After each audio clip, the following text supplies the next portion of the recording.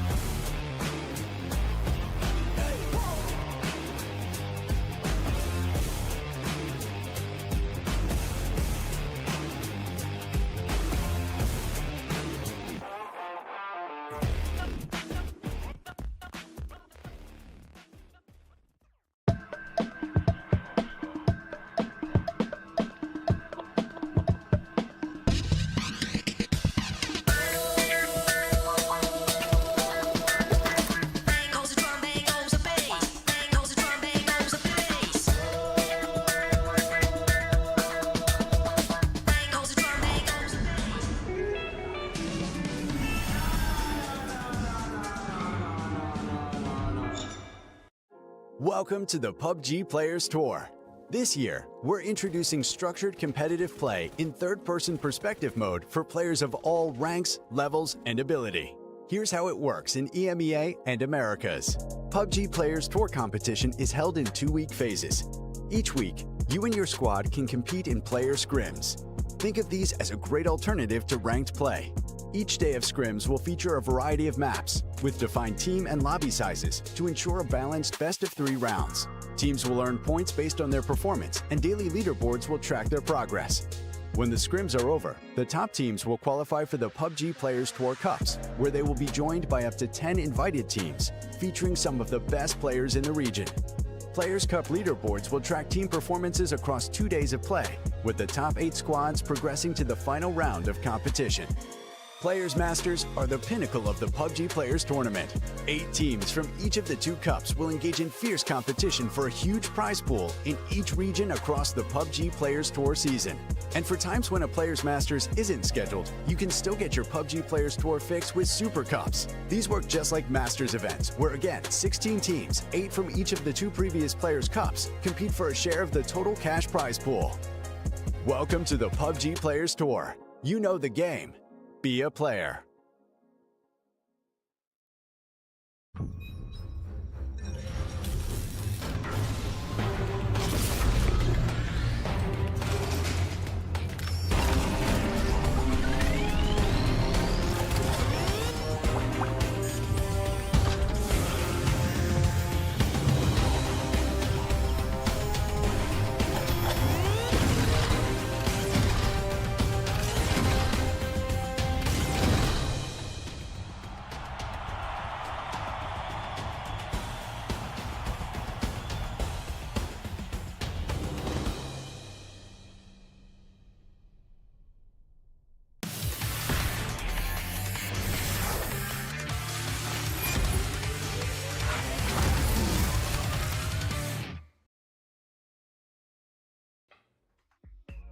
Welcome everyone to day number 2 of the PUBG Players Tour Players Cup number 9. My name is Cameron Davis, joined by Chunks, and we will once again be taking you through all of today's action. If you're just joining in, if you missed yesterday, Team Mira, unsurprisingly, spoiler guys, is on a tear.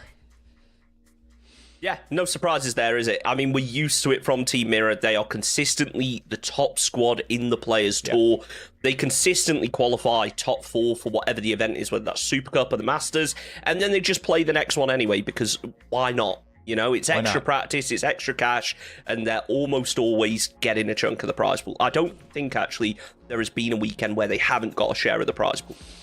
I mean, they're farming. They're farming coins. They're farming experience, like you said. And I really do think that they're just constantly running the events, whether the stakes are high in the sense of like qualifying for the next event or not, like is the reason why we've seen so much growth and why they made such a big splash in Masters 2 just last weekend. But we're going through the words. Jesus. Sorry guys. Sunday. Go through the format here real quick. So we are going to have 2 best of 8s right now. We're in the Players Cup. People qualified for this weekend through the Players Scrims earlier this week. Overall leaderboard points to qualify. And this and next weekend are both going to be top 8 to qualify for the next Super Cup, which is going to be the first weekend of August. Yeah, and don't forget, you can do exclamation point register in chat if you want to qualify for the next Players Cup. You will just have to take part in those Players Scrims. You don't have to take part in all of them, but you will have to take part in all the best of 8 in the next Players Cup. And again, the format of this best of 8, we only do 1 of each map throughout each evening. So we're starting off with Miramar, then heading to Tago, Rondo, and Erangel. We're on day 2 at this point, and it's the top 8 that are going to be able to qualify for that next Super Cup. And I think it's also the final Super Cup as well. And it's not just the qualification that these teams are playing for. There's also going to be a prize pool on the line. But before we get to that, these are the teams that are going to be taking part. Yeah, and like I said at the start, Team Mira always like pulling eyeballs, pulling attention, doing a lot of damage, but we've seen some good moments, some good plays by a couple of the other teams. AKM had a really good start. Luminosity had a good finish, as did QAD. Rocky Esports 55, both kind of in the middle there. But what's strange, or I guess not strange, probably the most expected about this leaderboard is that it is perfectly divided down the middle about for the teams that we know and the teams that are new. Things are very set. None of these newer squads, the less experienced ones, have yet to make a really big upset, but we'll see what happens today. Youngblood had a good finish. 4-0 had a couple of good moments. So we'll see if teams like Bestia 55, Rock, or potentially Dangerous, if they fall out of the top 8. Just look at how close it is, though, from second place all the way down to 8th. Only 5 points in it right now. Obviously, it's a very kill-heavy point format. And remember, it's the top 4 teams that are going to be taking home a chunk of the prize pool. So it's $400 for first place, $300 for second, $200 for third, and then $100 for fourth. So that's really where you want to be aiming for. But of course, that Super Cup, it's got a bigger prize pool. So as long as you're in the top 8, you've still got an opportunity of being able to get a chunk of cash. And yeah, a lot on the line for these teams, but I want to go back to that leaderboard and talk about how close it is. Just to remind everyone, we are on a new point system, so only the top 4 teams are actually getting placement points. The kill points stay the same, so that's why we're seeing it so tight. It's all about the kills, not so much about the placement. Yeah, and that really just shows that it's going to be player mechanical ability to have you win these events. We all know that being able to position well and for a team's movements, rotations, grabbing good positions is an important part of PUBG, and it still is, even with this placement, this new format. But there are instances where someone gets gifted, just they catch 9 as it is, and bam, now they have 10 points. If that happens here, nope, they're only going to have 5, and it does mean that the ability to instantly, like, slingshot up the leaderboard is not as limited, which could be, it's a lot more limited. I'm really messing up my words today, which I think is another reason why all the teams that we know were on the top 8, all the teams that we weren't as familiar with were in the bottom 8. They're not necessarily going to have the same opportunities for a single good game to skyrocket them up, but you pointed out how close everything is. Mira is soaking up so many of the kill points and also, frankly, a lot of the placement points, even if there are fewer of them, that one good game, even with only 5 points for a win, could do some good damage on the leaderboard. But as we go into Miramar, unsurprisingly, we didn't talk about this yet, QAD, potentially Dangerous, they are still going to keep this fight over Minas Generales rolling.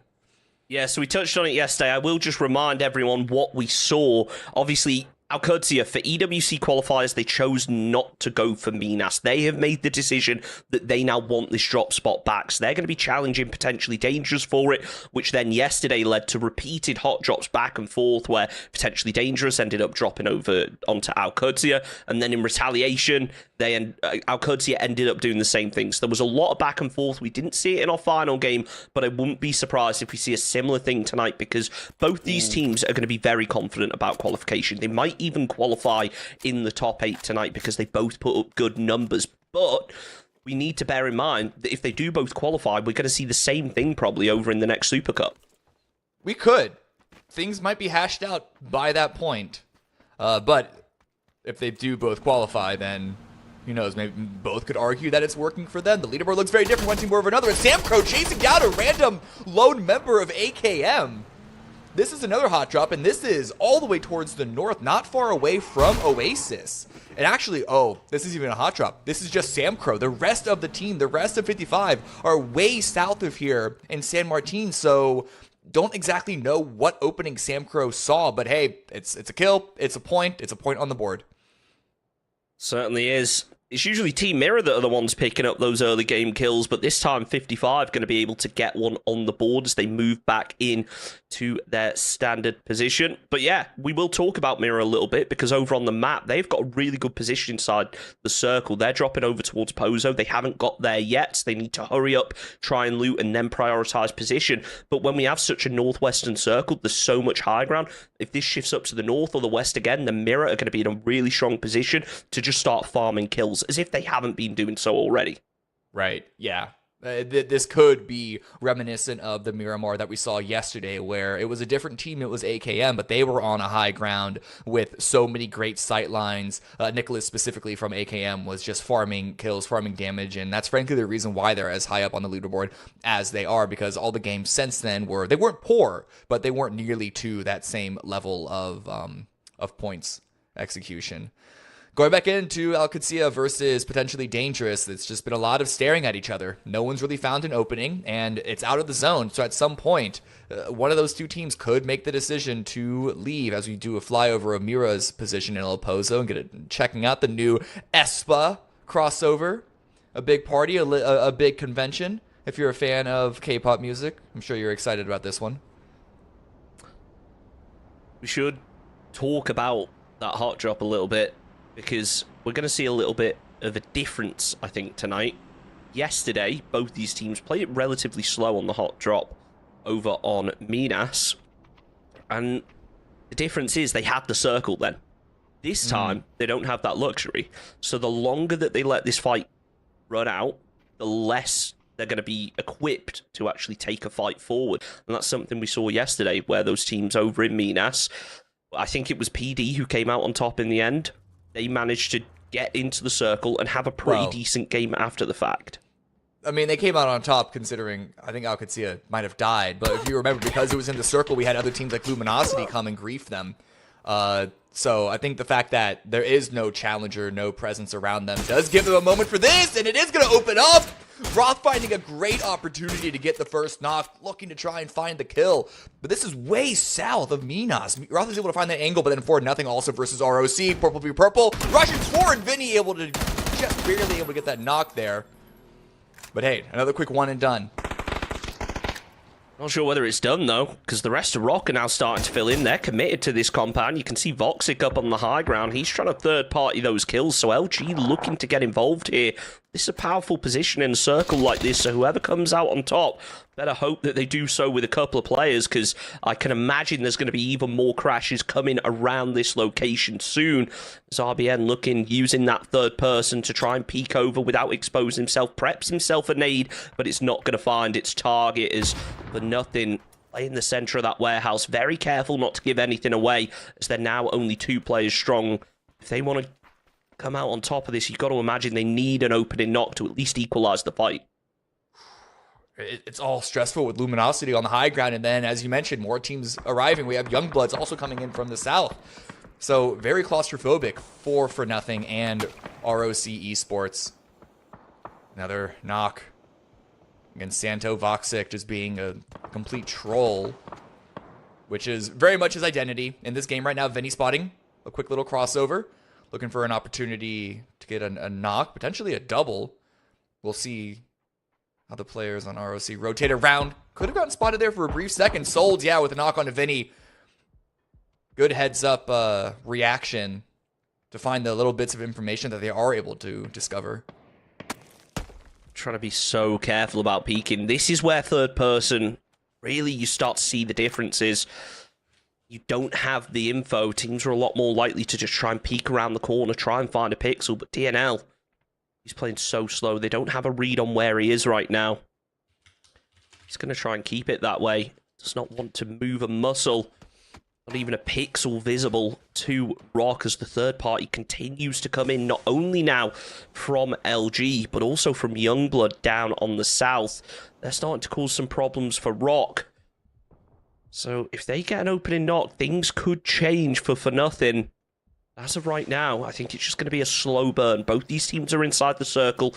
There's not a huge amount of pressure, but you've got to imagine that any vehicles in this area are probably not long for this world. I wonder if Vinny dropping down kind of clued Rock in where DNL could be prepping up a blue zone grenade. Or nope. With the push coming in, rifle comes back out in DNL's hands. And there it is. Call out as well as the flush. How is DNL going to be able to respond to this? Stun goes over the line, and it's going to be a swing from both sides. Well executed. Snakers is going to take another knock. So RBN does need to get saved, but with 4-0 removed from the warehouse, that should be an easy revive. Back into Minas Generales versus Alcacia. You can see there was a second kill that went towards D against potentially Dangerous. But Alcacia are sticking around. They're not going to take their 2 points and leave despite the blue closing in. Interesting play from them here. This is not unheard of for Alcacia. We've seen them do it before, where they'll take the hot drop and they'll kind of leave a player behind to kind of sponge up those final kills, but it looks like the rest of the squad are still committed onto this. Speaking of which, LG, they're committing onto the compound. They've actually sent players down. They know that Rock are weakened.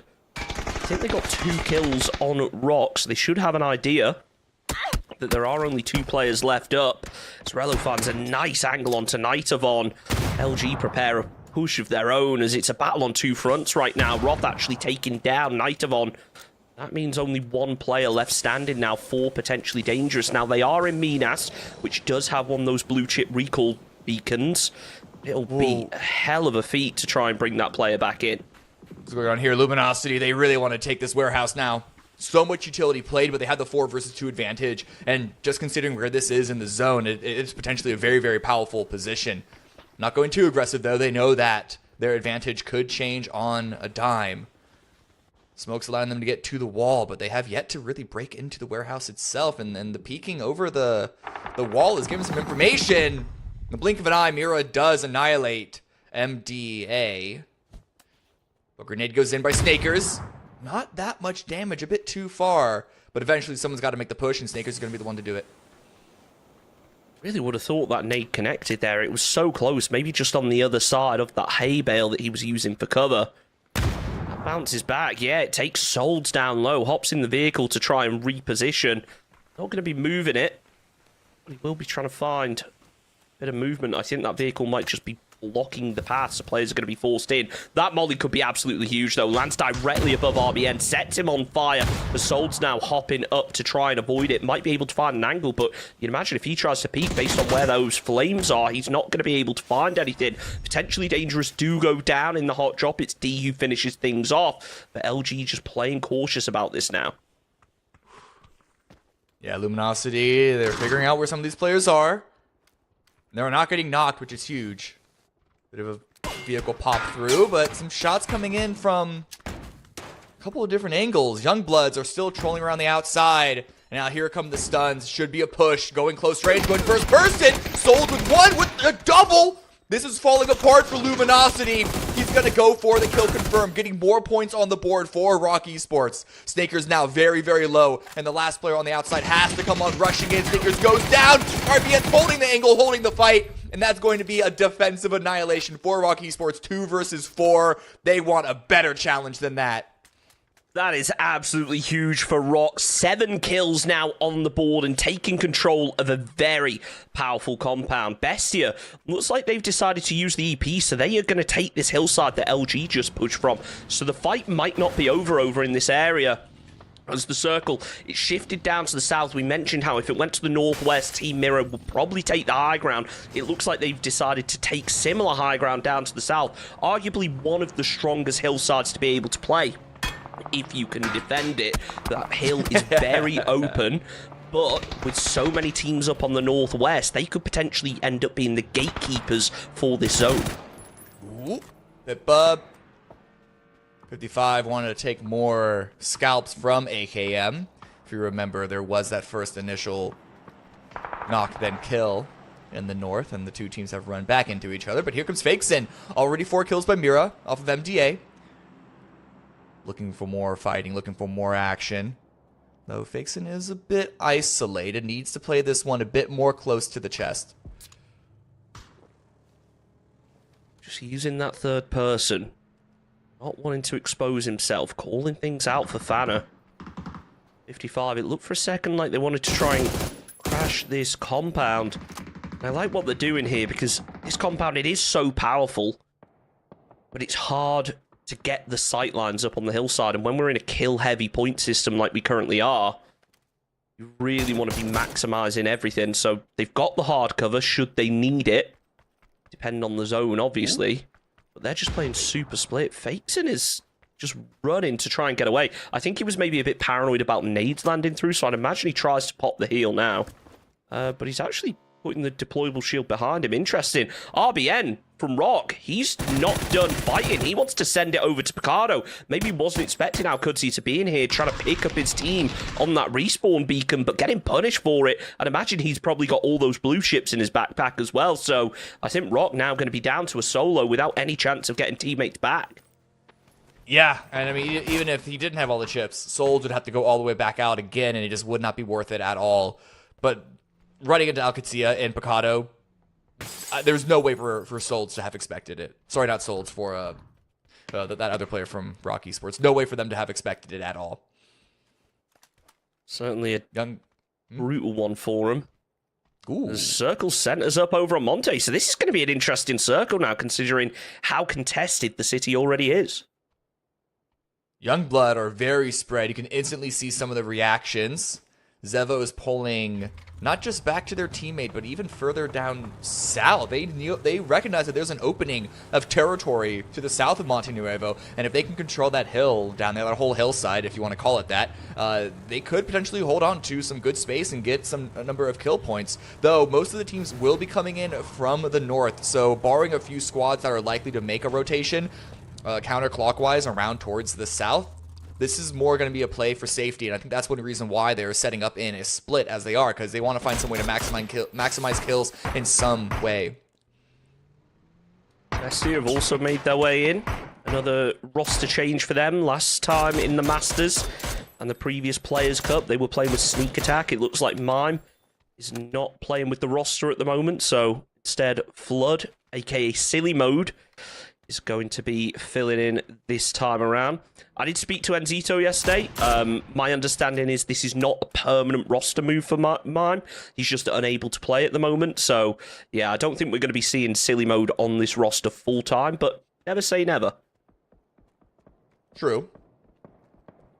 Maybe he just does such a good performance that they have no choice but to sign him. And as we know, while being back in OCE full-time, Flood, he is no stranger to the American region and a pretty good sub, all things considered. Oh, yeah. Something about Bestia, they always seem to pull in the super subs. They played with Sneak Attack in the previous Masters, had a really strong performance. Now playing with Flood. I don't know what it is, but seem to have good connections in the scene, clearly. AKM rotating far and wide, this counterclockwise rotation that I mentioned, going out all the way into the blue. If you see on the minimap, they are trailing relatively close behind for Angry Men's. We'll see how far south they exactly go, because there is a wide opening field that is directly 9 o'clock of the zone once it closes. I imagine they'd want to go probably either more north or more south. HFit from AKM seems to be cutting in a bit earlier. But you can see they're about to head into that field. Do they just take this compound? It's on the edge, but it's some place to set up shop temporarily. Quick little buzz by to see if anyone takes shots. Looks to be clear. And AKM, no, they're continuing it on. No, they're crashing. They're fully sending it into Monte Nuevo. I thought they were going to take it a bit more conservative, but they want to get involved in the action now. Yeah, it looks like, you know, after their performance yesterday, they had some crashes that worked out well for them. It looks like they're trying to repeat the same pattern as Nicholas gets absolutely lit up, crashing in. Somehow manages to make it over to the building without being taken out.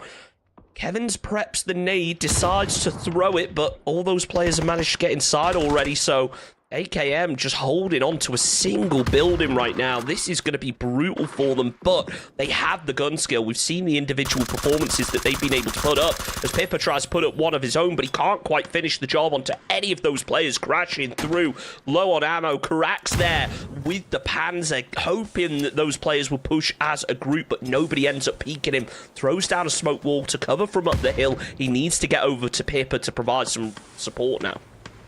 Double blue zone is going to push Pippa out just a touch, but not getting pushed through either of those doorways yet. Prepping a stun just in case.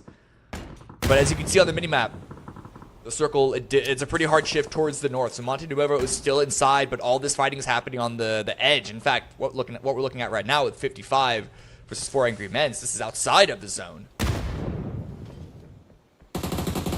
Rax, good knocks. Psycho opening up. It looks like Psycho's taking a whole different fight right now, taking down one from AKM. HVRT to fall as OBG. They have now lost their support player, the one providing that Overwatch fire. So they're now going to be forced into this push. They spot out Karax, though, using that third person. In comes the Panzer, and it takes down Keith. He'll immediately go for the flush, realizing that it's hard to defend in a compound like this, seeing the results from earlier, and sees the final players from Obliviate, finding the wipe. And that's 3 kills now on the board for Karax, making it 6 in total for 55 Esports. And Cameron, when I saw this circle pop, I wanted to say, imagine if this pulls up to the northeast. Imagine if everyone's forced out to Montana Weibo, and it actually has done. Yeah, this is going to be really, really bad. A circle like this has very little to play outside of Montana Revo. You see Alcatsia, their position on the hill, and then there's, of course, Mira to the north, but outside of that, there really aren't that many options. But man, 55, that's the second 2 versus 4 that we've seen today, because the other pair were down to the south getting knocks and a couple of kills of their own. So 55, they're playing really, really good right now. They have a fair number of points to speak of. The problem is they're going to have to push through Montana Revo. Souls doesn't have the same issue, but his issue is that, well, he's down to a solo for Rock Esports, and Alcatsia, they're looking to take their second scalp from this squad. KM, oh, they take down Pippa on the rotate, so weakening 55. Will be able to find the flush as well. First point on the board for the day for AKM. So they're going to have to get really aggressive when the time comes to move through. They're currently on the very edge of the zone with not all too much to play. So Rene Levand, a team that I think only got 3 points yesterday, getting a 4th on the board. Remember, there isn't a huge distance to try and close all the way to qualification up in 8th position, but they're going to need to start putting up the numbers quickly today. And it looks like they're heading that way. 1 kill on the board, make it 2. It's Bestia, silly mode, returning the fire, nearly taking out Will, cracking him in the head. Ooh. More player of VSA. Looking at the map, seems to be the last. Potentially going to catch 4 angry men's off guard. The way that, though, these last other 2 players are moving, I imagine that they're searching for one final snake in this building. The circle did pull to the north, a bit to the west, but it's that field to the north of Montenuevo that seems to be the ending position of this round, of this game. Getting out of Monte is going to be the hard part, especially looking at what is still left inside. Bestia seems to have almost total control. Certainly seeming that way. Team Mirror up on the high ground could make something happen, just as Nix gets another kill on the board for Happy Men's, eliminating final player from that squad. So we were down to 10. Just a reminder, it's only the top 4 that are going to get placement points, so everyone really just going to be scrapping to get any kills they can on these pushes, immediately flushing them. As, oh no, Sam Crow, he nearly managed to get the kill, but it's actually denied by the play zone in the end. Roth now looking to find an opening onto Mira. There is that player on the hillside far to the north, so be careful of that angle. And Seva also having another grenade. Here it comes. I don't even know if you want to call it a crash, but it's certainly an arrival of Rene. Got to pick Will Griggs up pretty quickly, making sure to secure that before it gets stolen by Bestia or anyone else that wants to get their grubby hands on it. 4 kills for Bestia, though, so they've been performing well, regardless, even though they haven't been involved in the lion's share of the action. A little bit of extra damage thrown onto Rene. It's going to be Chino going down to Zevo. That's not a very safe place for them to land, and now Mira opens up, and Alcatsia. Cowboy goes down. Rene Levant do get eliminated, drafting with the final kill there. Team Mirror throwing out the util. Bit of a smoke wall to try and close the distance to Alcadzia, as Haven will flush out Cowboy, and this BZ nade could be huge, but D able to return the fire, taking the player down low, and Fanna taking a fight over in the compound, as it looks like Roth has tried to crash over into it. More frags connecting as Bestia start to get the third party involved, taking Rello down and taking D down low. The BZ nade is cooking. It's not going to be enough to finish the job. I think they've got a read on where that final player is. They're just throwing down flashbangs to try and deny the peak, but I think they've used all the lethal utility. They hop in the vehicle to try and make something happen, but now Roth is third partying onto LFP. He's not able to provide that covering fire anymore. Roth actually taking down Haven after he eliminates D. So now Mirror down to 2 solos separated, but Fano with a huge nade to finish off Alcadzia. I love that flank by Roth. It took a bit too long to get activated, even once he was able to get to that building, but I think it was the fact that they had lost caliber before that flank even began. So Mira had the advantage, and we know how good they are. They would not give that one up. So as smart, as intelligent, as strategic of a response that was by QAD, it was a losing fight.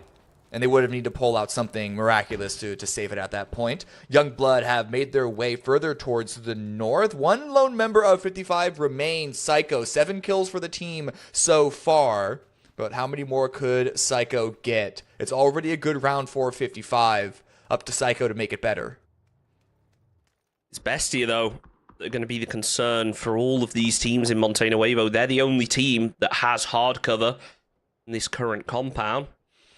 So they're going to try and make the most out of it. And again, so many teams are going to have to cross over an open space to try and eliminate them. I almost wonder, though, with so many teams around, do Bestia have enough players to cover all the angles? Obviously, we only have 4, which they're still a full squad, but there are so many sightlines that they need to try and cover right now. To be able to effectively direct fire is going to be a struggle, but Fake's in. He's direct with his shots, taking down HVIT, nearly follows up with a second as AKM should be able to get the revive, but Haven doing everything he can to try and catch ahead if he decides to peek. Extra cover called in. But for right now, AKM, they're going to be happy with their position. At least they've got something for the time being, hoping that other teams have to peek and distract Mira for when they inevitably have to move as this zone closes in. The amazing thing about Mira is the confidence that they play at. They don't seem to hesitate a second. It's like they're playing, like they feel like they're bulletproof. And as far ahead as they are in first place on the leaderboard, that certainly is going to give you a sense of safety, but still, it's absolutely gorgeous to watch. But AKM, they're not only having to worry about the angle by Mira, it's also D and Deportivo Merlo, potential lines of sight. Having to use smokes themselves to get out into the field, but Nicholas does go down to Kuzno. Ali RV looking to confirm as well. It's all up to Yayi. Has clutched some plays out, but not even going to be given the chance as LFP takes them down. And now Haven spots out the last remaining member of Rock Esports, and, well, that's one easy way to clear out a dip. Samira now claiming center circle. As Bestia, they've been claiming some kills, 9 of them so far on the board, as they try and cover Deportivo up on the northwest. It looks like Psycho, he's actually going to run out into the blue. Not sure whether he's going to try and deny points here, or whether he is just trying to get some first aids, some smokes to make that cross. But the circle centers up, not too surprising. Bestia don't have to move, but Mira, they are so spread. I wonder whether they're all going to be forced to consolidate onto this single dip right now, whether there's anything else that they're actually able to play. If they can take down Vinny, it will free up their opportunities to actually start making those moves. But as of right now, he's just going to be a thorn in their side up on that roof. Crate does come down. That's going to give some extra cover for Mira to play around this field. I was just about to say that even if Mira do win the game, it looks like Bestia might be winning the match just because of Bestia have more opportunities for kills with the stragglers of 55, Youngbloods, and then the 2 players of DM to the west. And Bestia have nice high ground to make sure to clear those people out, where Mira are probably having to play a bit more safe, conservative, not running out into the open. But we'll see what that little extra piece of cover with the crate drop adds to it. Draken gets a knock onto Nonalzi. The frag goes up and over. Seems to be well placed. Doesn't get the knock, but good damage regardless. Psycho the one to steal out the point in the end. So Youngbloods, they were denied that one, but now they are looking round. And Psycho, by getting that kill, has made it into the top 4, and therefore grabbed himself a placement point. Deportivo looking to try and find an angle over onto Team Mira, but again, it's Bestia that are going to cause them the problems here in this position. As Deportivo fall, that's now a second placement point on the board for Psycho. I think he'd be pretty happy to just deny to the zone here. That's what he does. Yeah. Third place for 55. It's a 4 versus 4. Bestia with the hard cover, but Mira, they're still getting proactive on this, realizing that northern side isn't going to be a threat to them anymore, so they can start flexing out and playing this full ridge. Yeah, and my prediction was incorrect. Mira were still incredibly active and picked up 1 or 2 kills here and there. So they still have 1 point on top of Bestia. We'll see who gets the 5 points for the win, who only gets the 3 for second place. And this 4 versus 4, Phase 8 could dictate a couple of different things. It can only hard shift to a point. It certainly can't go all the way to the edge of Phase 7. But will it favor, marginally so, north or south? Ooh, it's about equal. I mean, I guess you could say that Bestia have a little more time before they have to move, but at the same time, Mirror, they can play the majority of this ridgeline for the time being. I do wonder whether either of these teams would even push if they were able to get a knock right now. Whether it's just a case of that war of attrition where they're just trying to burn through the helmets, through the vests, trying to weaken that squad for when the inevitable fight comes. I think right now both teams just focus on getting that utility because they realize they're going to have to make a move. You can see Mirror repositioning those vehicles to keep them safe. It looked for a second like they wanted to make a crash, but I think they're not using their Mirror caps right now. They're using their game-winning caps. Exactly. I do think Mirror are going to have the advantage here. Because they have that dip to hide behind, fortified with the extra little deployable shields, and the fact that they were able to use these vehicles and spread out, whereas Bestia's positions are a bit more set. There are a couple of pieces of terrain for Bestia to play behind if they can make it out there, and that's a really big if, and I think that's where this deployable cover could come into play. They've got to use the smokes to make the cross. That could be their weakness. With how Mirror have positioned Haven, he could catch them off guard if he just keeps his head down for the time being. Silly mode Flood. It looked for a second like he was going to take the run. Not sure how much use the 3 gear would be this late on in the game, but that Groza, everyone knows how powerful it is. I don't think it's really going to be worth the risk for any of these teams. But it could provide a little bit of extra cover for both these squads, and that is what both teams are really lacking right now. Smoke's actually coming out from Team Mirror. It's a little interesting. I'd be surprised if they try and make a push off of this, but at the same time, this all makes sense now. There's a C4 going onto the vehicle. There's a smoke down. This is it. He's been taking notes from Roth. He's getting everything ready to go, hopping into the car. And I wouldn't be surprised if he honestly just stays in this. I don't think he's going to hop out. No, maybe he will. Uses the smoke for cover. Oh, is it going to bounce off? There we go. Oh, it's good. Perfect. Oh, this is that great. That is perfect. Surely that C4 is going to be able to finish off the job. No, it only takes down Vinny. But still, Bestia weakened. DraftKings now going to be forced to make the heal. I don't think Vinny's getting back up into this. Enzito tried to grab something off of his body. Team Mirror, they're going to be forced off this ridgeline any second. I think they could go for the res, perhaps. They really want to be ambitious behind it, but it'll be a res only for an immediate re-deny. But yeah, suddenly being down in a 3 versus 4. Not looking good for Bestia. Good grenades. Deal some damage to Fake Sin, but whenever you hear grenades come in, you always want to hit the dirt. You always want to prone down. It will reduce the damage. Yeah, and Fake Sin is able to easily top that one back off. Mirror have to hammer the BZ nades onto the smoke now. It's the only thing that they're really able to do. You can see Bestia, they've saved all of theirs. They're starting to use them, but they haven't connected. Mirror need to throw them down. Make these smokes impossible to play. That's exactly what they're doing. Haven able to get the knock onto DraftKings, but these BZs are just a little bit far. The frag is certainly not, though. Finishes off DraftKings, does damage onto the others. LFP to fall to silly mode as they are just anchoring this shack for all they can. It's only Enzito left up. He's caught with the flashbang. He's caught in the blue. Throws out a Molotov to try and find any kill point he possibly can. It's a Hail Mary with the grenades, but it's not going to work as Fakesin finishes off the job, and it's Mirror yet again winning a game with 16 kills. Didn't they win Erangel yesterday with 16 kills? They do it back to back. So, yeah. This team is unstoppable. It doesn't matter where they are in the zone, doesn't matter where the zone is. They always seem to know how to get the kills. They didn't even start off as aggressively as other teams did, but there has to be some special sauce for them. There has to be.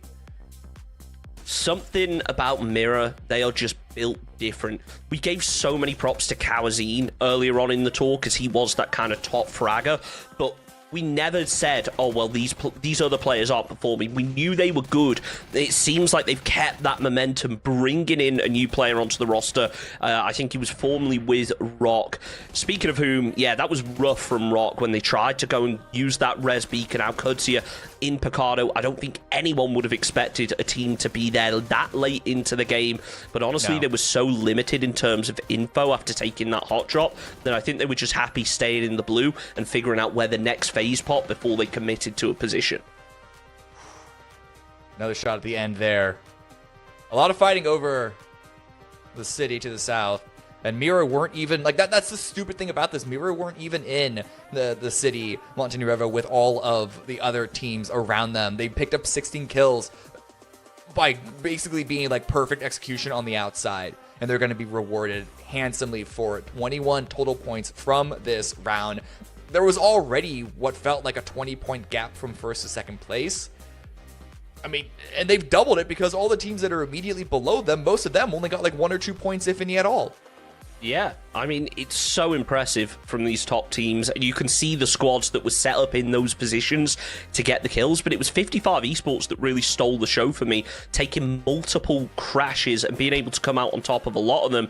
And yeah, the leaderboard for the match kind of reflects the leaderboard in total, as Team Mirror still firmly in first place. I'd be surprised if anyone is able to dethrone them in our final 3 games. But that cutoff, it is starting to grow. Youngbloods with 26 points, potentially Dangerous with 22, and then a big hill to climb for the teams in the bottom 4. Right. It's possible. If you come out guns blazing, get 8 to 12 kills every single round for the remaining 3, you can, that's 30 points on the bat. You're basically be like doubling AKM's score, doubling Alcancia's score. But yeah, the problem for like any team overtaking Mira is that Mira would have to suddenly start putting up 0s and 1s for the remaining 3, and you also putting up 30 plus yourself. And that's just an incredibly, incredibly unlikely scenario. Only time will tell. We've still got 3 more games left this evening. We're going to take a very short break, but we will be back with game number 2. Welcome to the PUBG Players Tour. This year, we're introducing structured competitive play in third-person perspective mode for players of all ranks, levels, and ability. Here's how it works in EMEA and Americas. PUBG Players Tour competition is held in 2-week phases. Each week, you and your squad can compete in player scrims.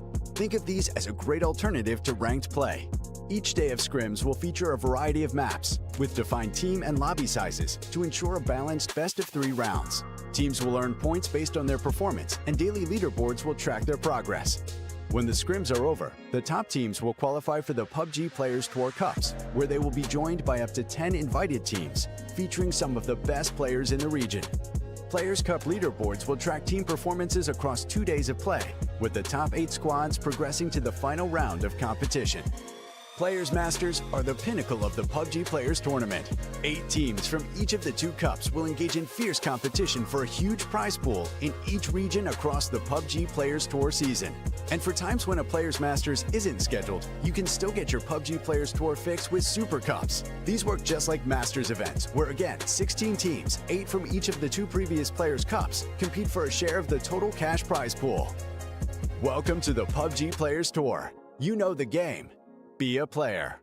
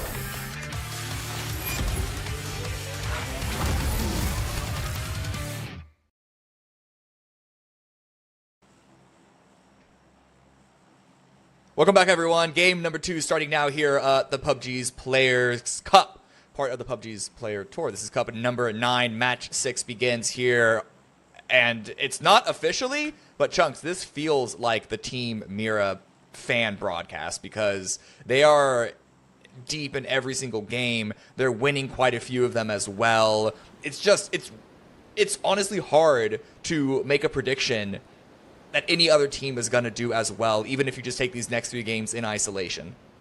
Yeah, I said to you before the broadcasting that I've always been a fan of, North American PUBG specifically. But if I had to pick a South American team that I am a full supporter of right now, it's going to be Team Mira, because they have just absolutely popped off. A team that, yeah, we've seen the players before, but it feels like they've kind of come out of nowhere in the Players Tour. We saw them perform really well in the EWC quals as well, so I think this is a roster to watch going forward. I wouldn't be surprised to see this squad get picked up by an Org at some point, because they are just so consistently dominant. I feel like that's what a lot of these Orgs are looking for, but wow, what a circle to kick things off. Yeah, we got a few things to talk about that aren't related to Mira. We'll get back to them in a second when the mid-game, end-game starts, because I'm sure they're going to be there as well. But right now, we do still have that hot drop between Alcatia and potentially Dangerous. They kind of split a little bit down the middle. For a second, I thought that Alcatia were going to be able to isolate a lone player of potentially Dangerous, but doesn't seem to be the case. Cowboys currently holding point, with the rest of the team sort of revolving around that more forward central position. And yes, as you mentioned as well, that circle looks brutal. It looks rough. I honestly have no clue how teams are going to want to rotate into it, because the amount of playable area there is abysmal. One thing that we saw in the earlier weeks of the Players Tour, when Alcatia were dropping over at Shipyard, is they would actually set up a bridge camp if we got a really northeastern circle. We haven't seen it in a while now, and obviously they're going to be dropping over in Palace, but I do wonder whether a squad like Deportivo or LG could try and set something up over there, because there are a couple of bridges that can be camped, but at the same time, when you look at this circle, you would imagine that most teams are going to try and prioritize that hillside between the army base and Yongchon. Just a reminder, you guys can pull up !map to have the map stream maybe on a different monitor so that you can keep an eye on all these rotations, because I'm sure we're going to be sticking with this hot drop. And you saw the observers, they went over to 55 Esports then, and that's because yesterday when we saw this fight, they actually got involved with it, and they are going to have to rotate past this to get into the zone. Luminosity, who we also got a quick little peek of their bridge position, they got involved in this fight as well, but that was with a different circle situation. I don't think we're going to see Luminosity follow up this time around with the fourth party action that netted them a couple of kills, and, well, it gave a good start to their round either way. Potentially Dangerous Glock is going to be expanding out to the hilltops, countering a similar movement by another team member of Alcatia. Trying to find that high ground for that flank position. Both squads going into a 1-3 configuration. AKM also pushing onto Rene. Out in the open, but another opportunity found. And yeah, Pippa, there's that angle from 55 that you mentioned. I just wonder whether they're going to crash onto it again. Things didn't go great for them yesterday. They got a couple of kill points, but I'm pretty sure they ended up getting eliminated, if my memory serves me right. As Cowboy tries to flank up, he has no idea that Glock is going to be round here. Glock has spotted it. It looks like he's waiting for Cowboys to come over this hillside before taking the shot. Doesn't want to risk getting into a trade battle, forcing Alcatia to start repositioning, because then they won't have any idea where those players are. The rest of Alcatia, they're just going to be hugging this wall, making sure they're covered from the front, not giving anything away as they just start to sweep and wrap. On the other side of things, though, Roth, he's taken a wide rotation down to the south. Another check back in under Rene versus AKM. Mad Max driving around each other. Initial damage on the HVIT. Last bullet, it feels like. Got the knock on Achino. There's one more member of Rene in that vehicle. AKM do look to be chasing them down, but tension pulled by another lone player. They're asking for... Ooh, okay, wait a second. Nicholas, 1 HP, missed the drive-by. Almost paid the price. But HVIT's going to be following on up, and perhaps second time's the charm. Wow. AKM just cleaning up right now. They are putting in work. Will to fall. It's Nicholas getting taken down low, but he still avoids getting knocked. AKM, they're one of those squads. It's their Tago game yesterday that really stood out to me. It looks like they're looking to have a similar performance on the other side of things, though. We get back over to this hot drop, and 55 Esports, they're moving over towards Alcudia. That Panzer from Relo could be absolutely huge. Decides not to use it just yet, but surely that US is going to be primary target, and he takes down 2 with it. D gets the 3rd knock, as now Karak is the final player left up. 1 more bullet to the head will mean the end of him, but look at this. The 3rd party failing horribly for 55 Esports. I don't even know if 55 were trying to third party. They could have just been trying to cross through and maybe thinking that the hills would be free. But knowing how potentially dangerous and Alcudia play around Paradise in these hot drops so far, it does seem to be a bit risky if it was a mistake. And so whether it was intentional or not, 55 do get punished for their brazen rotation. It's all done to Karak, potentially dangerous. Gabri's having to deal with some other teams rotating through. This time it's Bestia, and they are just driving along the street like there's not a fight happening here at all. I don't think anyone would expect that player in the compound. I think that's why Bestia swung so south to actually make that rotation. They were aware of the potential hot drop. And another hot drop starting off now. After AKM finish off Rene Levant, it looks like Youngblood used that E-pick up, landed over onto one of Deportivo's positions. And anyone who's got the map stream up right now will see that between Shipyard and Army Base, there are, what, 6, 7 teams all playing along the same ridge? This is one of those pressure cooker situations that you know is going to pop sooner or later. Yeah. Just, again, that circle is garbage. That river, and there are a couple of, like, parts of the other island that are in play, but it really only feels that as far as like priority position, it's about a quarter of the circle that's actually valuable. And so we're going to be seeing more and more teams go in that area. It also could explain why so many teams are taking fights outside of the zone. We saw AKM chase down Rene, Katsia, and potentially Dangerous. That was a hot drop, but I wouldn't be surprised if those squads looked at the zone and said, you know what, let's get some kills before we go in. Let's have some sort of padding because we have no idea how this game is going to go. MDA, they used an E-pickup of their own. They're actually going to be dropping over towards Shipyard. I should point out, by the way, Mirror have left LFP over at this bridge. I think that they're banking almost on this move into the east, that they can be the primary ones to rotate and then try and get as many kills as possible onto the team's crossing. As Gats having a little bit of trouble making the jump. He's going to struggle to get up here now. Might have to expose himself to get onto the dock, as yeah, this is going to be tricky with MDA nearby. He's pretty much just going to have to rat for a while. Ghillie Steer could help. Could also decide just to make the long swim. Should be able to jump up there. Yeah, okay. Should be okay, Cross, but isolated. Then it doesn't seem that MDA are aware of Gats' position, but footsteps do travel surprisingly far. And you also never know if MDA are going to realize that there are some crates out there and they're going to want to take a little check themselves. We'll see. Bizzler now. Finding some more information. Also a bit out in the open. Luminosity are, despite this play zone being so concentrated onto like one hillside, really, they're quite confident. Taking a spread position, looking to try and catch some teams off guard, get some initial blows in before too many teams get sort of settled and established. On the northwest, Rock, they're starting to make their rotation over towards OBG.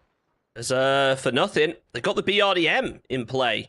This could actually be really valuable in a circle like this, especially if they do have to make a rotation over that bridge if the next phase moves to the east, which, while unlikely, I'm not going to rule it out, because here in the Players Tour, we have had some crazy circles. So I don't rule out the fact it could easily move over to the east, and that BRDM getting across the bridge could be a lifesaver. Yeah. Yeah, I think that'll be one of the wildest circles that I've seen, certainly on Tago. Hawk Esports now locking in their position towards the coast. It's a bit towards the edge, which if this does continue to go west, it's going to be a while before they find themselves out of the zone, just because of where you generally are able to estimate where the circle goes and how the circle reacts to water. But there is going to be the question of the team immediately sat below them. Katsia now finished looting, rotating through. It is going to be a lot of water remaining in play. So I tell a lie. Rock Esports are already out of the zone. They're going to have to go through, if they want to go along that road, go through a couple of different teams. They might just try and take that hill, but by doing so, they could be running into the eventual position of potentially Dangerous and Alcatsia, as those are both other teams that are heading in that trajectory. PSA, you saw them all the way down on the southeast, just peeking out in the corner of the map view. They're making a bit of a late rotation through airport. I do wonder whether with this circle they decide to move in over from the east, or whether they actually play that southern area of the circle, like the tip of the main island, over towards Yongchon. Because it's currently free, so yeah, sure, it'd be a difficult cross, but they can bank on other teams eliminating each other, getting forced into these compound fights, and try to get some third-party kills out of it. Team Mira find an opportunistic knock and kill against MDA. A little bit of exchanged shots back, and well, Mira, Haven, also watching towards the south. They're caught between a couple of different squads, but we know Team Mira, they haven't seen a fight that they aren't happy to take. It's going to be intimidating, I think, for any team who saw that kill in the kill feed, heard those shots, and was able to recognize that, oh, wait, that's Team Mira right in front of us. Do we want to reconsider? Can't help but notice VSA, that squad I was talking about, they're actually making a really far rotation over to the east towards AKM, a team not afraid to take those fights outside the circle. As Mira open up, they do land a couple of shots, but they can't convert it over to anything.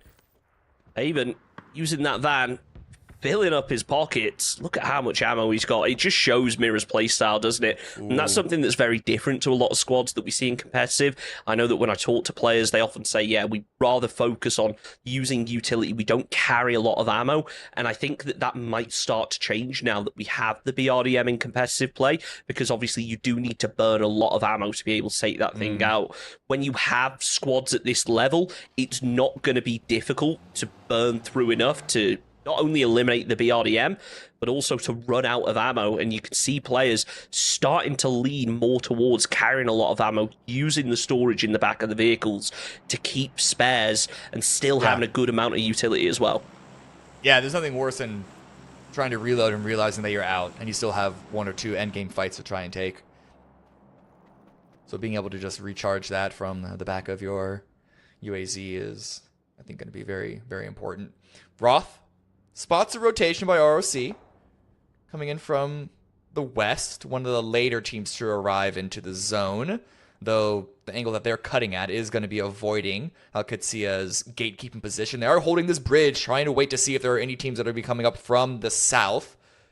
Already 4 kills. No, they know nothing about what's happening in the center, so that's not a bad decision to make. See if they can't pick up to, if they're lucky, 4 more kills if there were to be a team come from that direction. It's not going to be a successful fishing line this time around, but now they can continue to make some moves based off of where the next zone goes. Everyone's inside, or almost everyone, and we're a couple of moments away from phase number 3, and I usually don't like to celebrate chaos, but if this goes east, well, it doesn't matter because it is going to continue to favor the West Island. Yongchon is going to be the center. There's still a lot of water in play, though. We know this is going to keep going hard shift west on phase number 4. We could be seeing a lot of teams bomb it towards the city.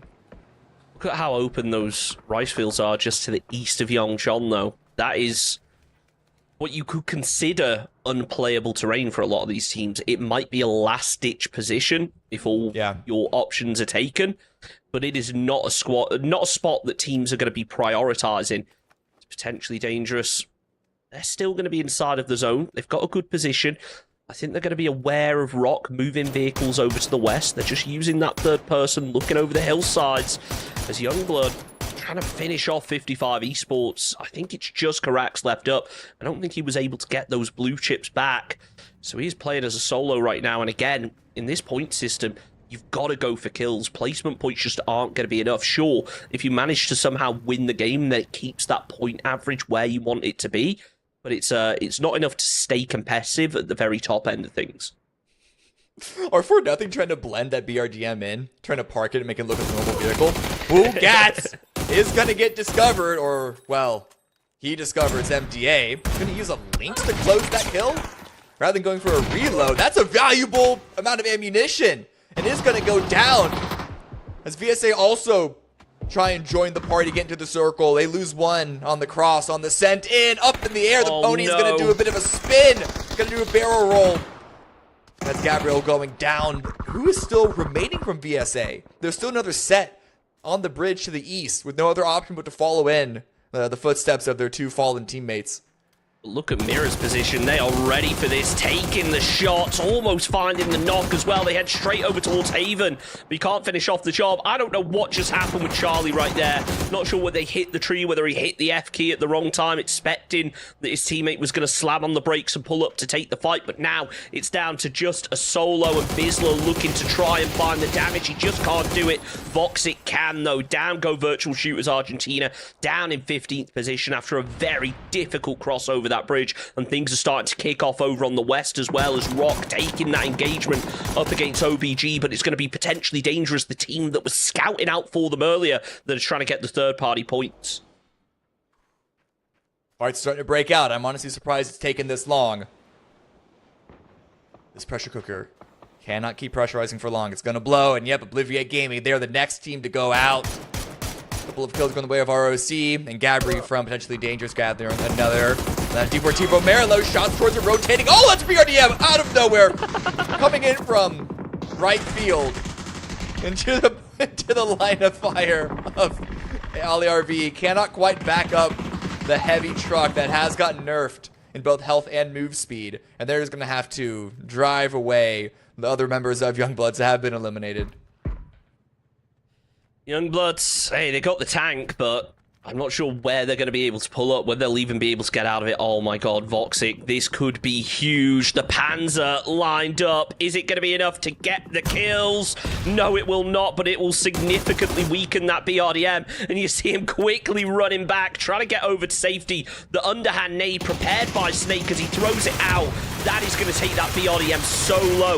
A Youngblood, they kept it for the longest time, but it is so low. Look at it. Couple more bullets. That's the end of the BRDM. They're going to be forced to jump out, and as of right now, they are in a terrible position.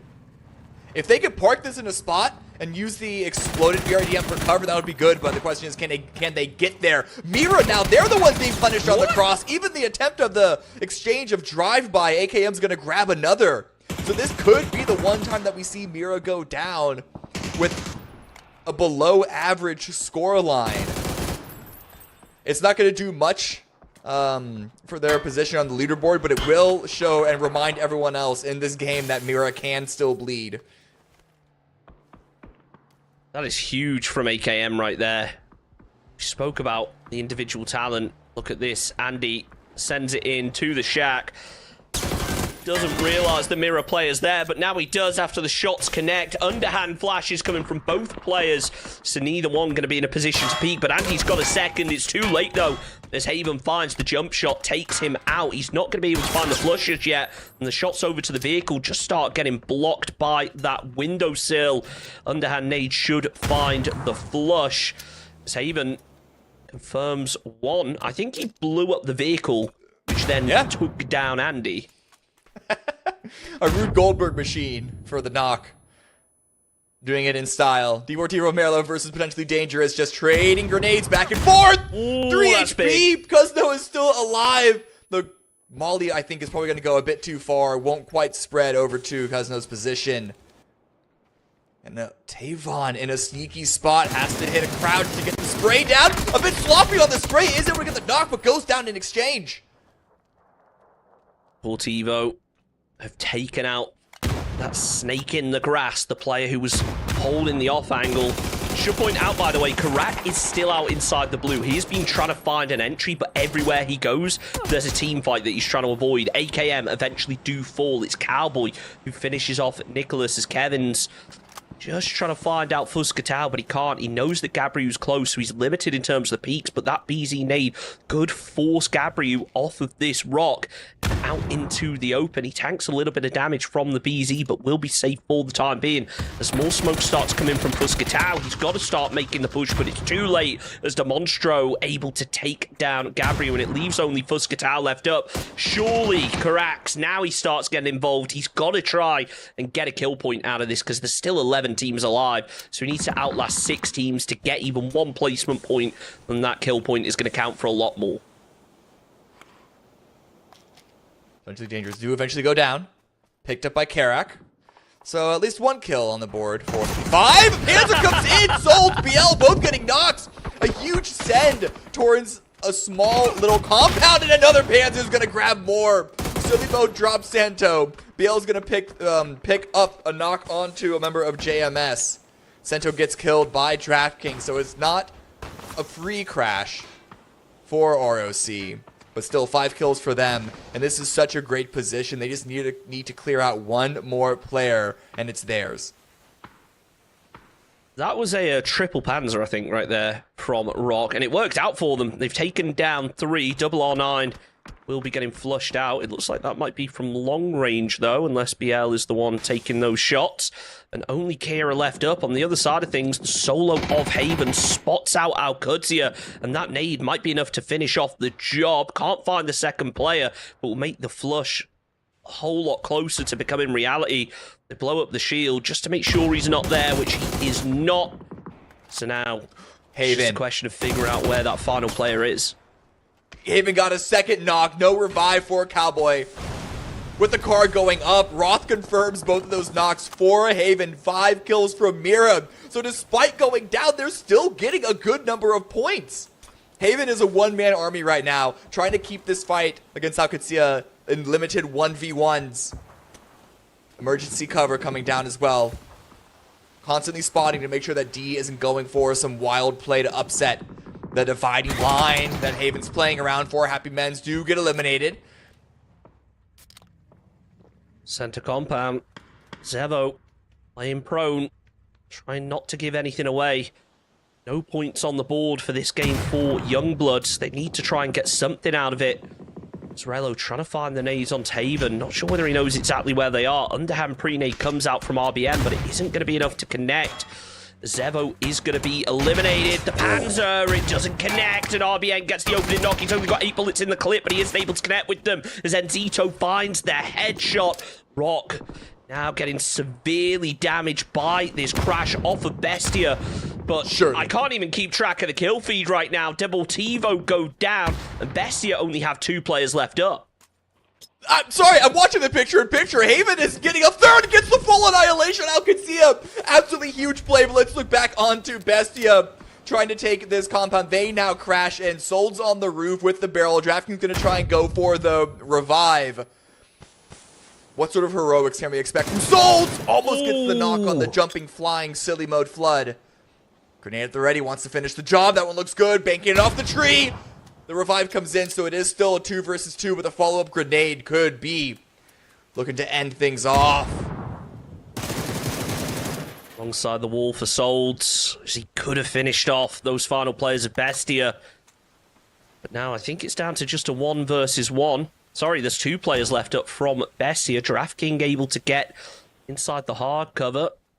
Zenzo just holding the vehicle, using it anything he can. Solds throws the smokes behind to protect from a third party, but Bestia, surely this is going to give away his position. Maybe they think he's making a cross, not expecting him to already be there, but he decides to run back. Is he grabbing a Panzer out of that truck or something? That's what it looks like.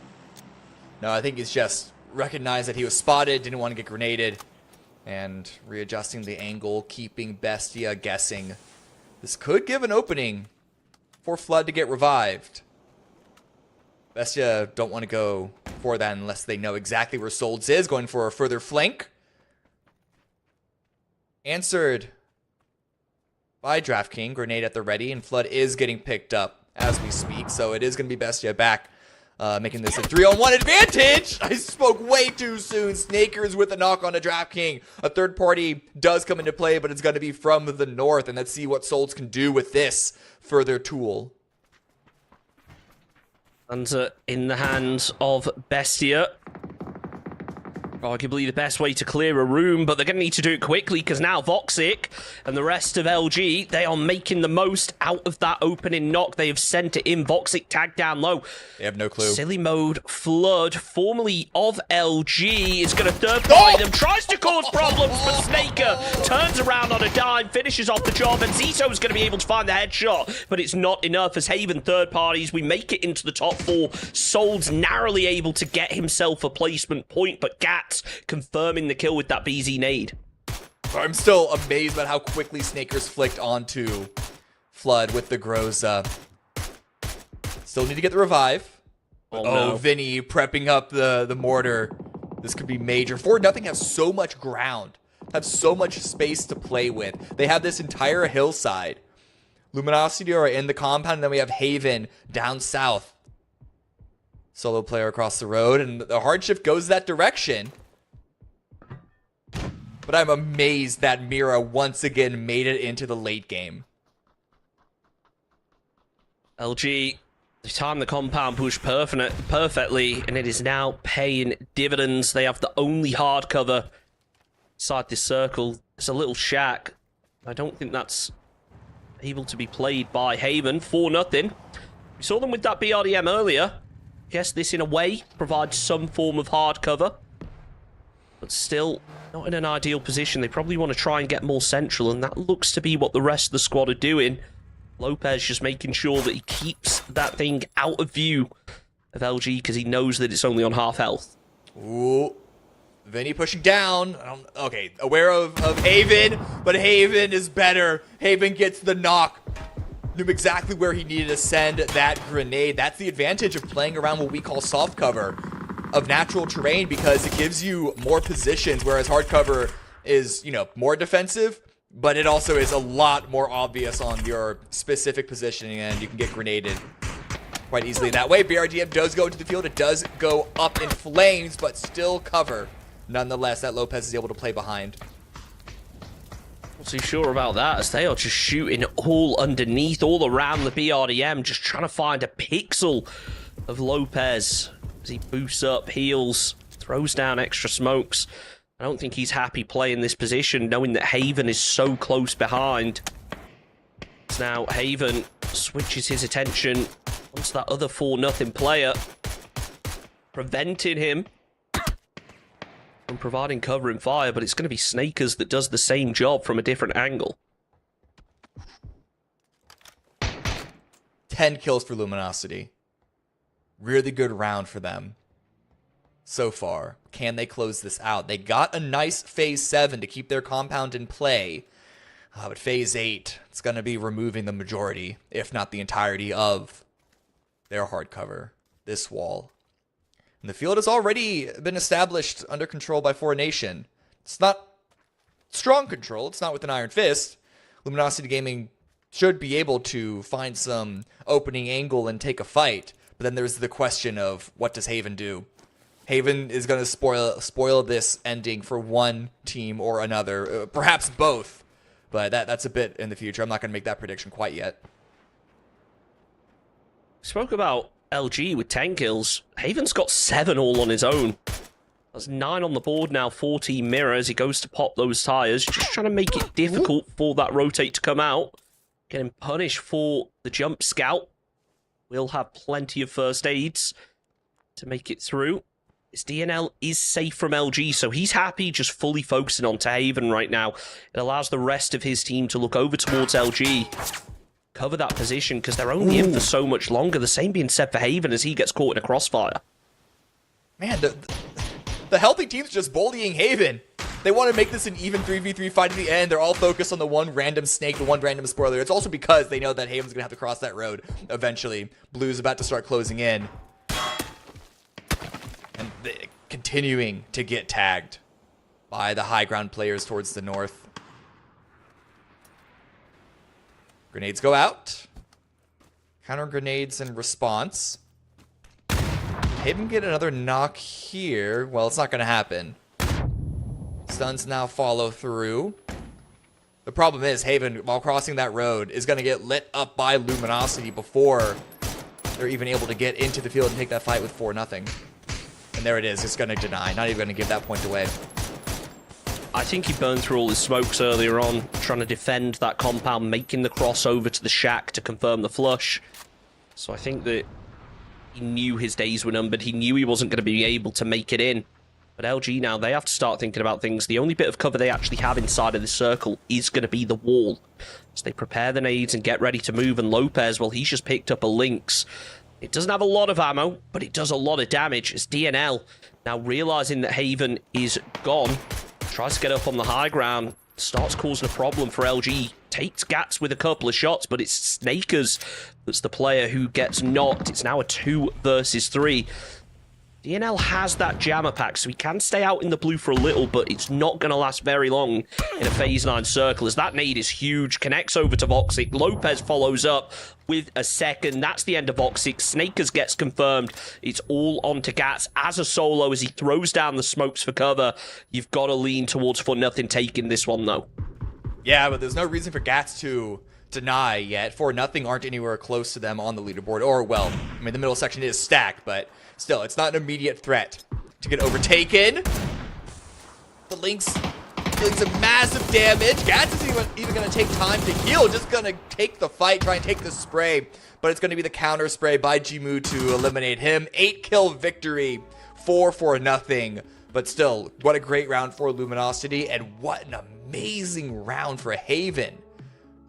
Yeah, really impressive individual plays, making it into the top 3, getting 6 kills on the board. Super impressive from Haven. So yet again, Team Mirror up there in the top end of things in terms of points, even though that they were down to a solo. And it was actually AKM that caused them a problem, but that wasn't the only team they caused a problem for, taking down Rene Levand earlier on, and Rello for Alcudia with a huge Panzer play. I mean, part of it has to be this circle, but there were a lot of kills, especially in the first half, that were just not accidental, but coincidental, incidental. But here is that spray down, taking Mira down to a solo, but as we saw going on, that hardly nerfed them. A lot of sends towards this one compound, a lot of Panzerfaust in play. We're seeing Rock Esports specifically, I think, bring that tool out a lot. I mean, Rock, I think they launched 3 Panzers on that single crash. It's so effective, and if you actually use the vehicle storage, then it makes it worthwhile. Again, we spoke earlier about players having to lean more towards getting a lot of ammo, which, you know, typically in competitive, you don't see too much of. You see them have like 120 in reserve, maybe. The majority of that backpack storage ends up being used for util instead. Not even too heavy on meds, because it is so hard to loot players and be able to get that util off of their body, especially in a competitive setting, because you're less likely to be taking team-on-team fights. It's a lot of long-range battles. It's for nothing that won the long-range battle up against LG and against that final player from Team Mirror to take the win. But LG, they got themselves a couple more kills. They actually tied things up in terms of points. Yeah, we'll see what that does to the overall leaderboard. As I said, because Luminosity, they were sitting about, what, 4th place? And I think 4-0 were all the way down in like 11th or 12th. So 4-0 off of that game, they do bump up to 8, but this is what I meant, where there was really no need for Gats to look for a deny, because even with tying, there was still an 11-point gap between their position. Denies are useful, especially at this late in the game, if it's against a team that is either a couple positions above or below you. And so it was definitely the right decision for Gats to try and go for something, see if, you know, as low of a chance as it was, seeing if they couldn't clutch something out here. But Team Mira not letting the gap get close at all. Haven staying alive, pulling it out, getting 3rd place with a whole bunch of kills, and now they have a 33-point gap after only 6 games. Absolutely insane, but that gap around the middle is starting to grow. The teams in the bottom 8 really need to start picking it up. So my question now is, what happens to Potentially Dangerous? We saw them hot drop over onto Alcudia. They didn't come out on top of it. Now, yesterday, what happened is after Potentially Dangerous dropped onto Palace, Alcudia retaliated onto them. So only time will tell in our final 2 games of the evening. But we're going to take a very short break. We'll be back in just a couple of minutes.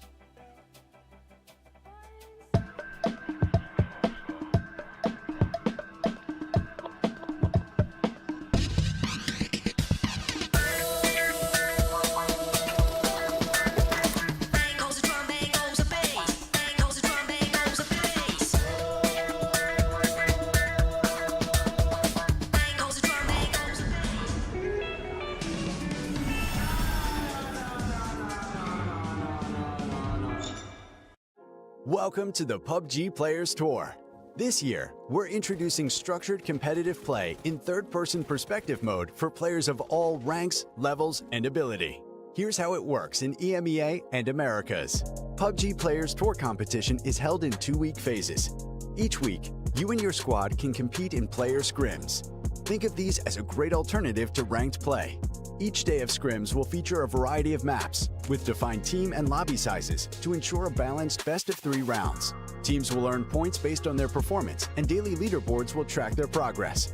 When the scrims are over, the top teams will qualify for the PUBG Players Tour Cups, where they will be joined by up to 10 invited teams, featuring some of the best players in the region. Players Cup leaderboards will track team performances across 2 days of play, with the top 8 squads progressing to the final round of competition. Players Masters are the pinnacle of the PUBG Players Tournament.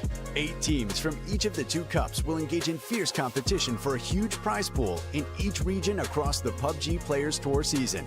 And for times when a Players Masters isn't scheduled, you can still get your PUBG Players Tour fix with Super Cups. These work just like Masters events, where again, 16 teams, 8 from each of the 2 previous Players Cups, compete for a share of the total cash prize pool. Welcome to the PUBG Players Tour. You know the game. Be a player.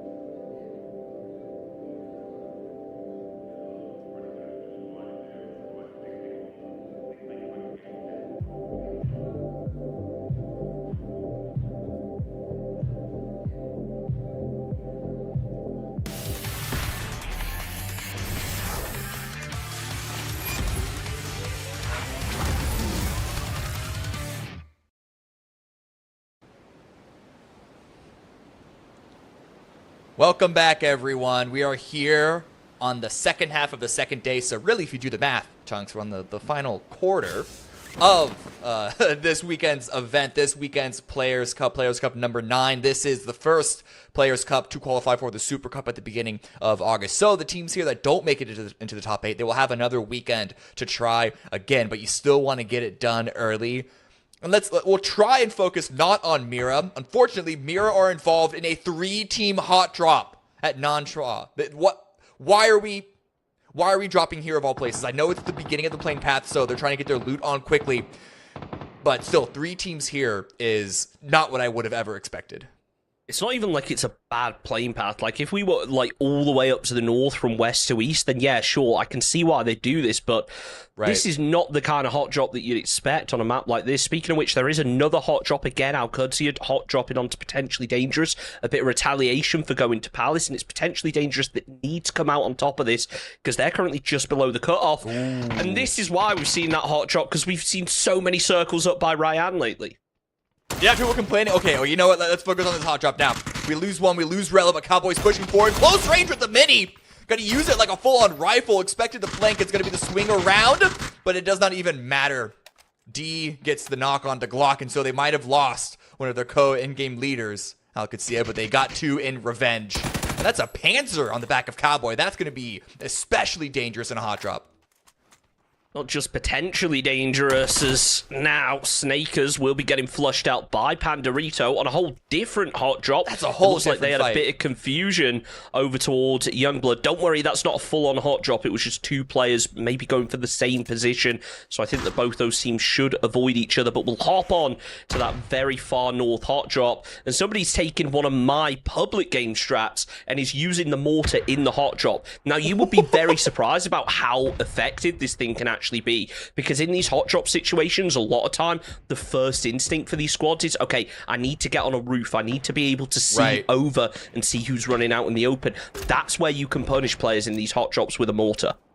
Well, this is really good by 4-0 to grab that. They have 2 players you can see on the north on the rooftop position to scout it out, and then lined it all up for the mortar player on the east. There is a 4th team, or rather a solo player of a 4th team to the east. We'll see if JMS from 4 Angry Men's becomes a problem. But MDA have lost 2 in this drop. They've got caught between a rock and a hard place, being Mira and 4-0. And at the moment, they're just stuck hiding behind a bed, hiding from the monsters. One of the things we need to take into account as well is I'm pretty sure that there isn't a respawn station over in Nanshan. So whoever does come out of this hot drop alive, which I can't imagine they would come out unscathed. I think that any team that's in this hot drop right now, because the number of players around here, is going to have to worry about losing at least 1 player. Right. They're actually going to have to go out into the blue if they want to bring a player back in. Now, what I will say is it looks like 4HP have actually moved away from this position. They've moved a little bit further over to the east, so it is just going to be Mirror and 4-0 inside of the city right now. Yeah, 4 Angry Men's JMS was able to get that initial knock, catching a lurk up from their loot spot in Stadium, catching a member of 4-0 unawares. And so that could pull some attention away from this fight, could give Team Mira a bit more freedom to go on the offensive to find these last 2 members of MDA. See Fakes in there just across the way, and they are zeroing in on Skywalker's position, the 2nd floor of this compound. Shotgun. Reach charge up first, and we check back in. 4-0. Yeah, they are going to pull away. They got to take a drop and a full kill onto Doble. So it is going to be 1-for-1 trade with those guys in the shotgun. Comes running on in. Paul Skywalker goes down. And 1 player now left up from MDA, but 4-0, the team that backed away from this hot drop and now being forced into another early game fight. DNL takes down Nix from 4HP, follows it up with a 2nd as well, so that's going to be the end of Kira. Only now, I believe, 1 left up, but MDA, they fall out in 16th. JMS is all the way across the way. Have they been able to spot him? I don't think they did. I think he's just laying prone behind a dip right now, not giving anything away. So 4-0, just going to focus on looting up these bodies, maybe try and get some heals, because I can't imagine that they have too much. But the other hot drop, Alcudzia, trying to clear out that final player from potentially dangerous. I wonder who got the 3rd. If potentially... Oh, no, okay, no, they're both still there. Okay, I was going to say, because Alcudzia only have 2 kills. Did, like, DM find a shocking angle out in the open? Because they're the team that's towards the east of Yulin. Blue's starting to close in. As well, quickly. Yeah. LG, we saw them lose a player to Youngblood. It actually looks like they're flexing as if they actually want to take that fight as well. So, just a reminder, make sure you do !map in chat. You can keep an eye on all these fights that are going on, because it is such a messy early game right now. Yeah. I mean, we're seeing the evolution of this point system leaning towards kills, and of course the slack that you get taking an early fight with the blue chip recall. So expect to see more and more early fights happen as this meta gets developed. It's not going to be full on team deathmatch, I don't think, but it is going to be harder to track the fighting in the early game. So having a map to sort of keep up to date with all the teams is a really good way to do what you can. But Cowboy, I'll do it. You never know where they're playing on the awning above. But a Panzer is a really good way to answer the second they decide to peek. There it is. There it is. For a second, I thought he had the read and he was going to fire it up there, but no, he made it count in the end. Nearly going down to it as he ran up the staircase, but they did manage to clear, and yet potentially dangerous now with only one player left up. I thought it was only one earlier on. It looks like they were playing super split, so he's going to start making a run. Looks like he's spotted out though, and Cowboy finishes off the job. Potentially dangerous out in 15th. Let's not forget, this is a team that is currently out of the qualification spot, so they really need to hope they don't get hot dropped in that final game. They need to have a great Erangel if potentially dangerous want to get back into the top 8, but Olivier Gaming versus 4-0. 4-0 decided to leave Nantron to the west, go to Ryan in the center. I think they might have had the blue chip and try to recall their fallen teammate, but with 4 members of OBG already arriving, it's going to be a bit harder of a job now. No knock against them, though.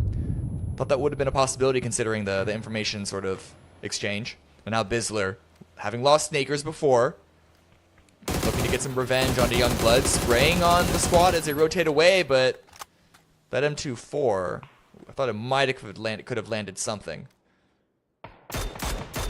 Savo. Trying to get a second kill over onto LG, but Voxic just with the double headshot finishes him off. That Dragunov is so powerful, especially when you manage to land the headshots. It's difficult to control. But for players like this, it is not a problem. Pandorito trying to return the fire, but yeah, Bizzler, Voxic, they've already got a read onto it. And Youngbloods maybe regretting taking this fight now.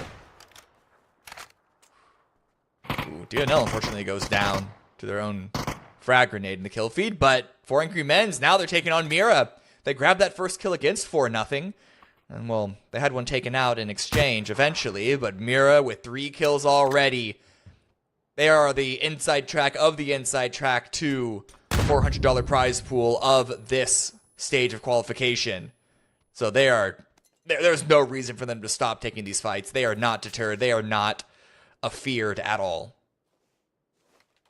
Team Mirror using the bike to crash in. I like it. It's so quiet. Yeah, you can hear it, but it doesn't give as many audio cues away. It allowed LFP to just get straight into the compound without giving anything away. They're going to continue to clear, not realizing that JMS has rotated away.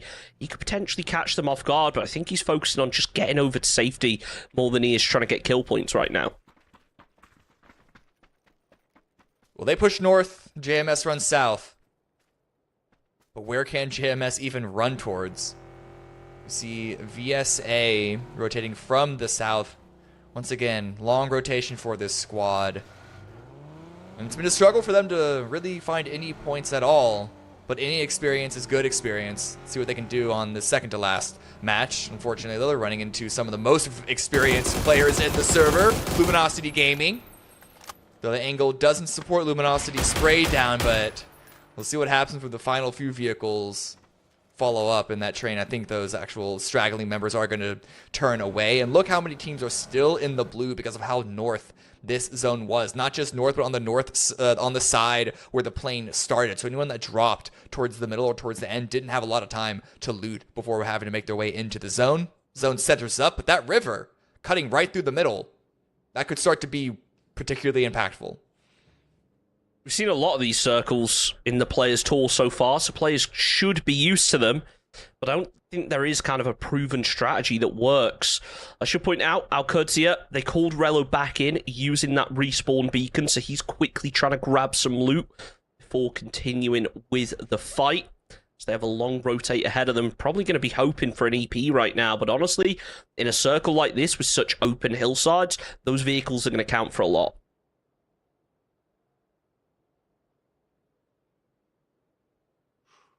A lot of sitting and waiting here in Ryan. 4-0 arrived. DNL got knocked and self-flushed with the prepped grenade. OBG have 1 point to show for it, but otherwise, looks like everyone's just relaxing. VSA, they get knocked, probably due to the blue zone damage.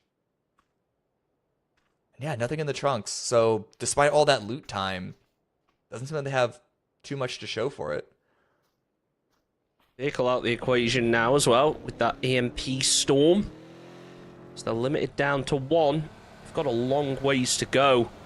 And honestly, if they just continue on their trajectory, they're going to be heading straight into Rock, who are absolutely posted up. They may end up getting distracted, though, as Deportivo rotating in from the west. JMS staying alive. He sees Team Mirror in the vehicle.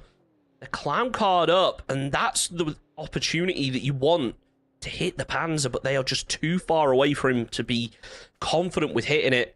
So he's actually going to move down to the south, try and completely avoid them. Maybe going to hope for a vehicle and a little bit of extra loot.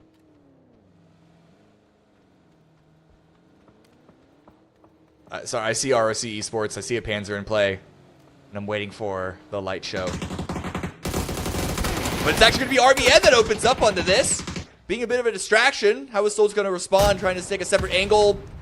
Sends the Panzer, doesn't find anything. And so at the moment, it's a 1-for-1 trade. But then Santo is caught out in the open. Here comes the rest of ROC Esports arriving in. Husno almost got knocked. Demostro, same thing. But Noran gets stolen away by 55, gets another knock. What is going on? Another Panzer as well.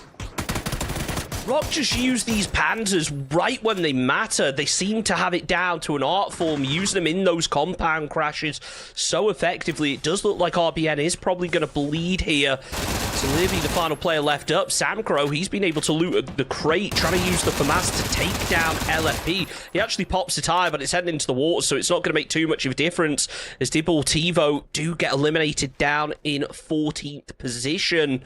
It's Rock who cleaned things up, but 55 Esports, 3 kills already on the board, now trying to deal with Team Mirror.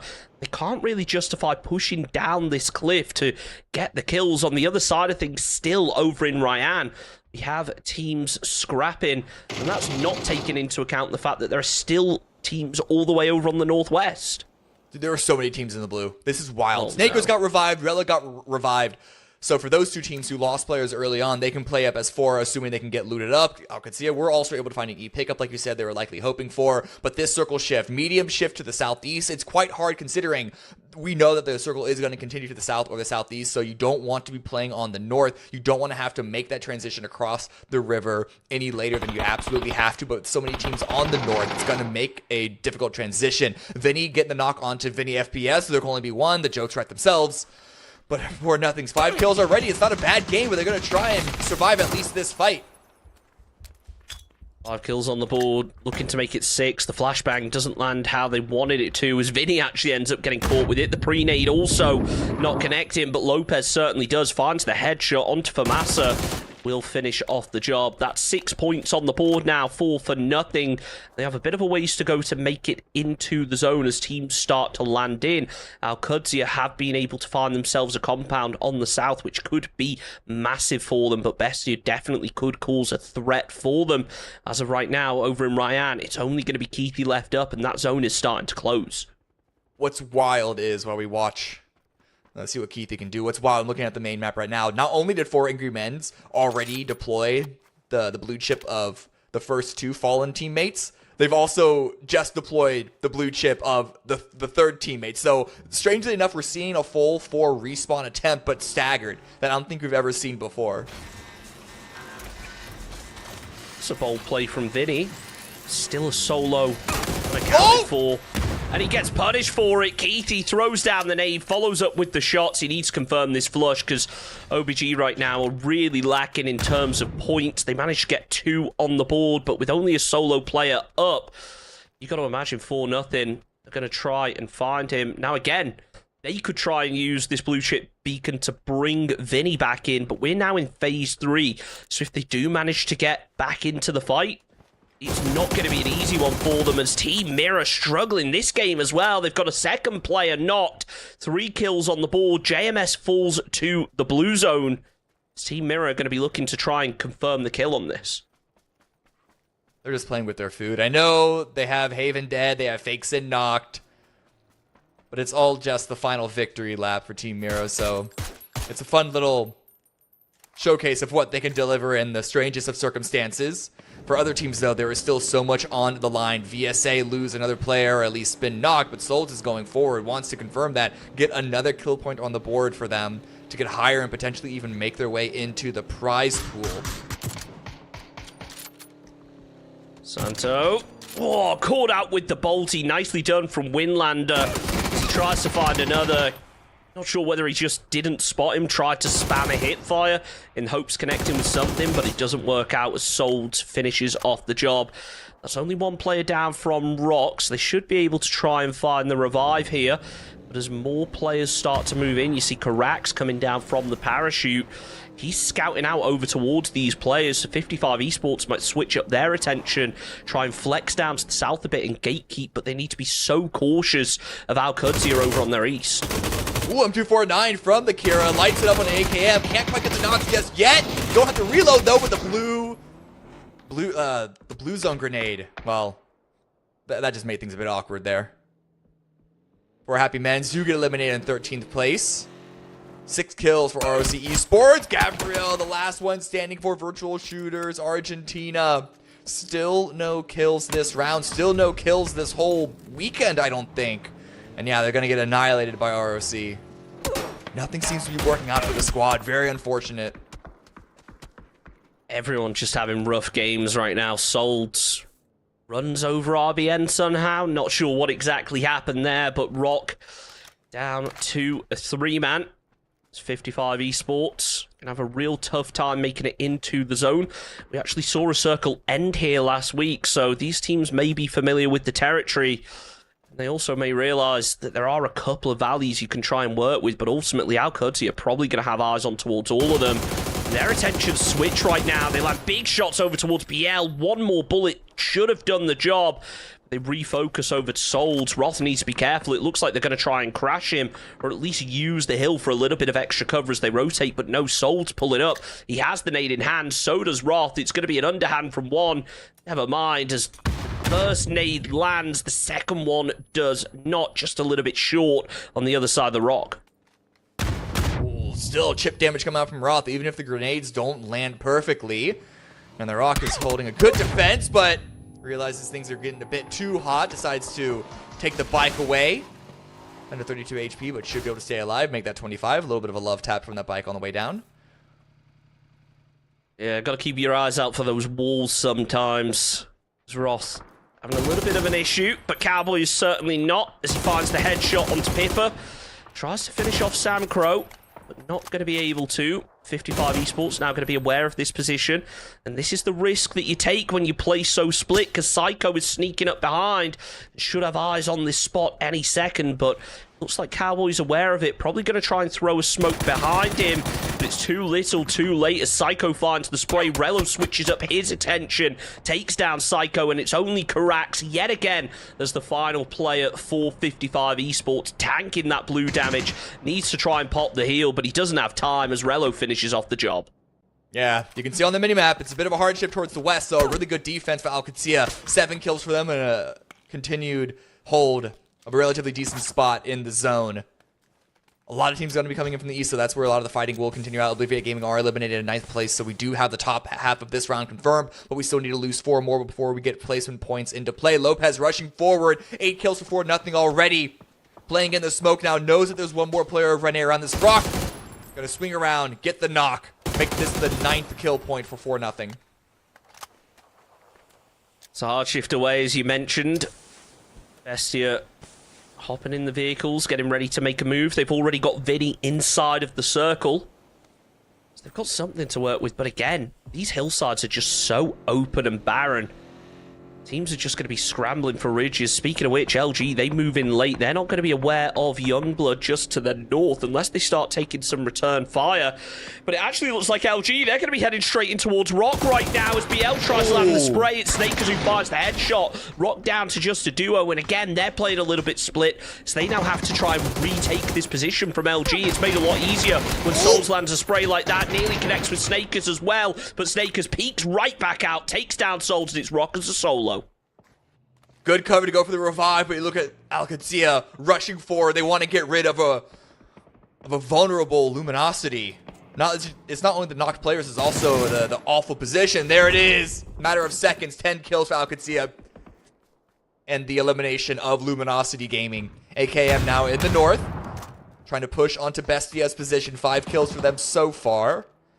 Lopez gets eliminated as well, so in what felt like a matter of seconds, we lost 3 squads. Potentially losing a 4th to hit the top 4. depending on how this AKM v Bestia fight goes. Nicholas trying to find that info. Bestia keeping Vinny up the hill. He should be able to call things out for his team as Flood tries to land some shots. Not able to connect. DraftKings just focusing on popping those tyres by the looks of things, making sure they can't use that vehicle for the rotation. Vinny takes out HVIT from AKM. So now left as a duo. The nade is perfect from DraftKings. That is absolutely huge to take down Nicholas, and it's only going to be Andy left up healing out behind the ridge, if he even has heals. I'm not sure what the situation is there, but maybe he has a med kit, which is why it's taking so long. Only a first aid in the end. Goes to stick the res, but you've got to imagine Bestia are going to try and land a nade onto this position. They know that they've got a knock there. Can they get into range? They don't want to play too aggressively. They have the advantage. Oh, they see... Oh, a little bit of a spray through the smoke. I thought they might have spotted something. Hard to tell exactly what the players can spot through the edges of the smoke bloom sometimes. The circle continues to favor Alcatsia in a major way. Double hard shift towards the west in a row. But donk mode. Getting some shots into Roth. Trying to create an opening to rush for this little sniper tower. Get some covering fire from the teammate. Now the teammate's got to cross down below, and Roth is landing some great shots. Nicely done from Roth to take down Andy. That's 10 kills already on the board now for Alcutia. And D is sending it in. Not sure whether he realizes there's another player there or whether he just wants to get the hard cover and the flush. Should point out, by the way, there is still a compound down to the south of Alcutia that up until a couple of seconds ago was free. HVIT just using the bush. A little bit of cover. The underhand nade was to try and find the flush, but Roth spots him out. That's AKM down in 5th, and we're into the placement points now. Somehow Rock have made it in as a solo, but Youngblood maybe not going to have as much joy as Pandorito getting eliminated by Flood. Get knocked at least, but I don't think there's going to be a revive with the blue closing in. And yeah, you can see Youngblood don't really have any opportunities. Whoa, okay. Random solo just staring across the road. DDGT also goes down. So Youngblood, they're struggling to make waves into this next phase of play. Santala denies over to the blue. Not sure whether there's much more he was able to do in that situation. Youngblood now with only a solo player down to the south, also still not inside the zone. Rello's taken control of the compound. I'm not sure whether he's actually planning on using it, or whether this is more so to make sure that no one has pushed in behind him, but he's now heading all the way down to the south to try and catch an angle over towards Zevo. So he is just playing this ridge, probably not expecting at least an Alcutia player to be down there. You've got to imagine he's expecting somebody. As D with the P90 finds the headshot. That's the end of Vinny. Hits the reload, just trying to scout out more players now. Oh, great follow-up shots. And another good knock by Roth onto silly mode. So Bestia had the man advantage going into this with positional advantage. Heavily favored Alcutia, though. Rello lost the helmet, but good follow-up spray by Roth to make sure they don't lose any more players. Alcutia are in the full driver's seat right now. Another kill picked up by Youngbloods, stealing the kill onto DraftKings away, but that's still such low point gathering for them, and they're on a precarious position in the leaderboard. They're in the top 8, I believe, but not in a comfortable way. So they want to get every single point that they can. And Zito knows rushing for the final kill point and to at least secure second place is able to do that. But left in a 1 versus 3 right now is Zito looking to deny indeed. Because they're right next to Alcutia on the leaderboard. They want to try and starve them out for as many points as possible, but it does not matter. Rello's not going to let that be the case. 15 kills. They won't be denied every last point that they can find. And that's a great round for them as we are getting close to the end of this weekend. If you're Enzo right there, you are fuming because you could have gone to try and get some more kill points, but you decide, no, let's deny to the zone. In the end, though, Alcurtia, 15 kills and a chicken dinner. Another impressive performance. That's got to put them up into the prize pool if they weren't already, surely. And what makes it even more impressive is the fact that this was off of a hot drop. This isn't even their primary drop. It's not like they got hot dropped. They proactively took this hot drop and came out on top. Yeah, we see the continuation of that. Cowboy putting in a lot of work there in the beginning, and then Rocky Sports again with the Panzerfaust. They might have missed that first one on that initial crash, but they followed it up with some great ones afterwards.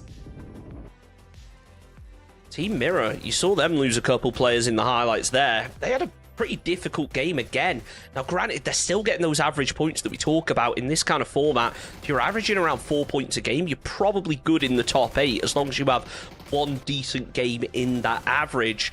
Right. Now, they have a big lead out in front, but there is the possibility that they could get dethroned if they aren't able to keep those average points coming in, especially when you have squads like Alcurtia filling that void at the top end of things, getting themselves 16 kills. But I gotta say, all of the players that were left with solos towards the end, all the teams I should say, were able to pick up a decent number of kills as well. So it shows that it's not all about placements in this point format. Sure, the placements are a bonus, but if you can get yourself a lot of kills, even as a solo, then you're going to be putting in work for your team.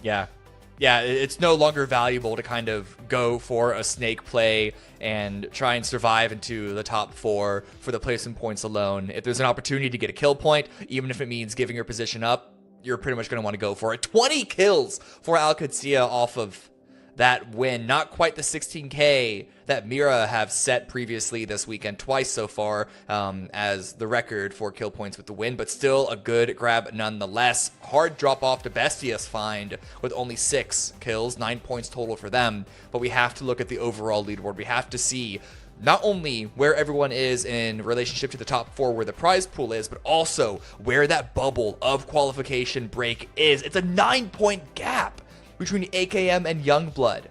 I swear Youngblood was in 8th place at some point this weekend, but they just weren't able to follow it up, and they're lagging behind. Well, that's more so because of AKM's strong performance. You think about how they popped off yesterday, things quietened down towards the end. They've done it again today, taking a lot of early game fights and coming out on top of things. But let's also not forget, potentially dangerous.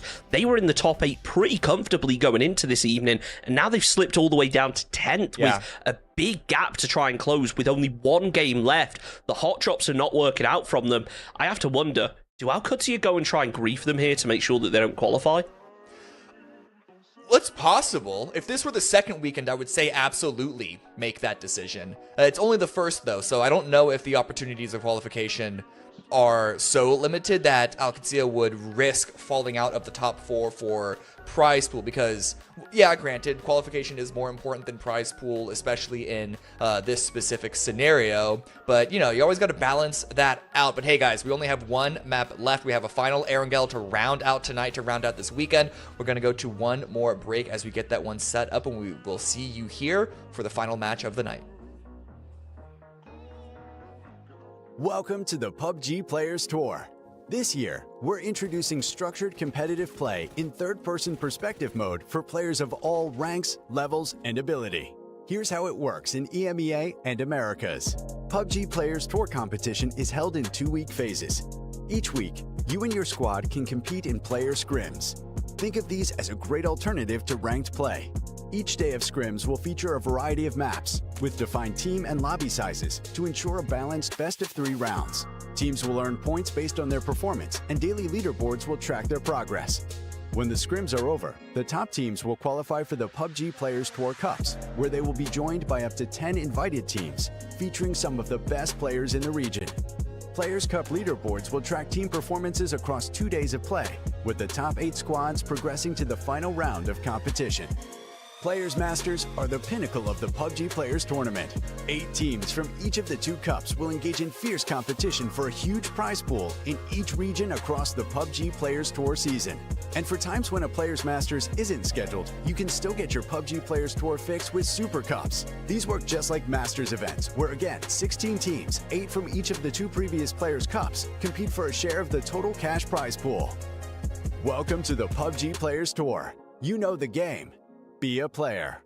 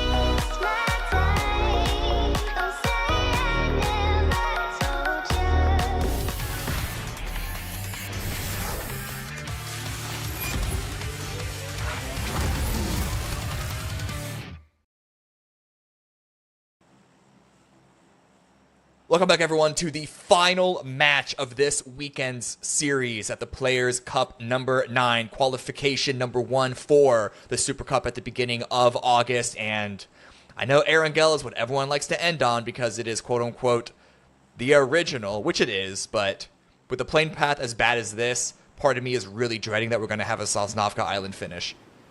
We've had them before, and it wasn't even a Sosnovka Island finish. It was one of those where, like, a quarter of the zone was just east of Milta, and then the rest of it was Millie Island, so everybody went over to Millie Island, and then it hard shifted up to the north, and a player got ran over by a ferry. So the Players Tour gives us interesting circles. We keep talking about it, and look at how many teams are going down to the Millie Island off the bat. Ooh.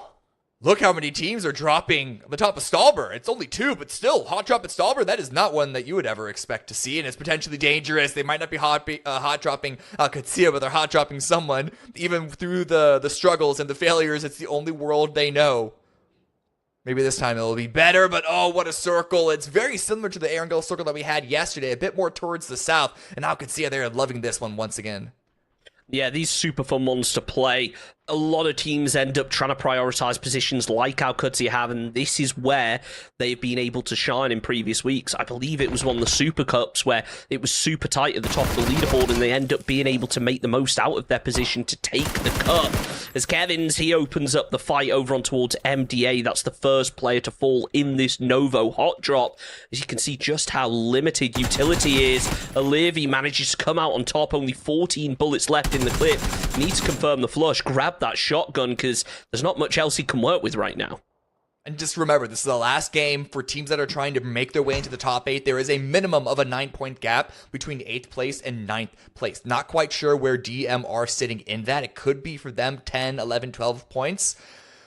So it's actually not a bad start for them, it being a hot drop, because you want to start getting those kills as quickly as possible. You need to get that engine running as quickly as possible. You cannot wait for you cannot be waiting for the perfect moment, heavy air quotes around that, to start getting the kills, especially as we've seen time and time again on final rounds, because so many other teams also go for Hail Mary plays of their own. By the time you hit the end game, even if you're in the perfect position, they won't have the same opportunities for points if you wait too long. Back towards the north, potentially dangerous. Gabriel with a really good position on the north side to find that first knock. Rumasa gets followed up with another knock against them, potentially dangerous. They're coming out of top really, really confidently here. Remember, potentially dangerous. They're the team that need that big performance to be able to find their place back in the top 8. Potentially why they've opted to take this Stour hot drop against a team that has really struggled in terms of getting points. It might have been them almost identifying, hey, okay, this team is low down on the leaderboard. They should be easier to deal with, and not expecting anyone to hot drop them because they've not really got anything left to play for, and that could be why potentially Dangerous have pushed onto this one. But Vinny could still cause problems up here in Stour. Ty, caught out in the open, somehow manages to survive. One more bullet would have done it as they push in. Vinny going to be holding the doorway, does actually take down Nitavon as MDA fall. Vinny eliminated, only going to be Tay left up. Low HP, no heals to work with, just trying to loot to find something. The shotgun might be his saving grace, but as of right now, potentially Dangerous. They've got themselves 3 points on the board, so they're working on closing that gap. And look at Fuskatau's angle. Should be able to spot Taydak if they do leave that central. Actually, no, they know exactly where they are already. Must have spotted some footsteps. Grenade goes out. I don't think it's going to land. No, not quite. Nitavon does get revived as well. Vinny gets confirmed. And I don't know if I'd recommend trying to charge in one at a time. Okay, Gabriel is going to wait for some teammates. Taydak hears the footsteps. Trench shotgun could do a lot of work, but still a 1 versus 4 is not easy at all. Especially with low HP. Oh, he tries to land the shot, but his position's given away. Gabriel finishes off the job. Obliviate. Fade into Oblivion. 15th position for them. Is potentially Dangerous. Now need to worry all over again, because if you pull up the map feed with !map, you'll see that Luminosity Gaming, they're actually moving up here to try and get involved in that fight. And now back down into Novo. AKM third partying in this fight. DM eliminated MDA, got 4 kills for it, got 4 points for it. But now they're on the wrong end of the spear hoisted at them by AKM. Already lost one, already lost Lauren. At range, Nicholas can't quite hit the spray, but still Overwatch position. Going to be calling out positions of DM. Well, not even that. He's going to be landing shots as well. DM trying their best to flank around, but it's so hard when you only have 2 players. If one of you gets spotted out, and yeah, it's pretty much over for you. LG just ratting it out. There's no other way to put it right now. They know that there's a team up here. They've surrounded them. They're waiting for them to make a mistake, not giving any audio cues away if they can avoid it. They will hop into a vehicle, which could potentially cause some problems in terms of LG getting these exit frags. Snakers decides not to take the shots, calls it over to Voxic, but he can't find them either. It's potentially dangerous. Just about getting out of danger here. They've still got Fuscatao to worry about, but yeah, he's going to be aware. He hears these footsteps. I think Bizler hears them as well, and actually Glock takes down Bizler. That's big. Again, for a team that desperately needs points. The Voxic! Wow. Opportunity missed. Opportunity lost. Still trying to rush it down. Knows that he landed quite a few shots. Wants to keep the fight in their advantage, at least in regards to health pool. But Fuscatal has been on the run up the stairs. Yeah, and the rest of Potentially Dangerous are turning around. Alcancia versus 55 fighting over Lumber Yard. Grenade in hand of Roth. Another close fight, underhand, could find it. It's cooked well, but it doesn't get the knock. Certainly looked like a close one as Psycho takes down Cowboy. Molotov's nades all landing around those 55 players. Roth, he hears the pin get pulled and uses it as an opportunity to push in and get himself the knock onto Samcro. D gonna probably try and stick the res once he gets the all clear from Roth, but as of right now, nothing's clear. He's holding this ridgeline, trying to pop the first aid. Psycho, maybe not aware of this, so won't be able to push it. It's actually going to be Rocks that start to third party in. BL with a huge nade to take down Psycho, and FN for nothing. They also get involved third party. 2 players now fall from Potentially Dangerous. They're left up to just a solo. LG trying to find the revives. This is early game madness. They're fighting for this position. There's not much to lose. They're all in the top 8. It's just about where they are in the top 4 for the prize pool. Back to the Nova fight in the picture-in-picture. We'll watch that happen and, well, quick end to the fight as the Annihilation goes AKM's way. So only 4 points on the board for DM. It's not going to be enough to get to the top 8 for them. But Rock Esports, they're trying to secure their position. And it's chaotic. Everyone's surrounding Alcacia's spot. Roth goes down. It's only 2 of them left. But also Pippa, only 1. 4-0 coming in from the west. Looking to catch them out. Pippa could find an opportunity. I mean, he has the read. He spots the player, finds the knock, needs to confirm that flush as well. But no, tries to move away, and it's Vinny who returns the fire. That's 55 out in 13th position. Alcacia now with only 2 players, still doing what they can to get some extra kill points.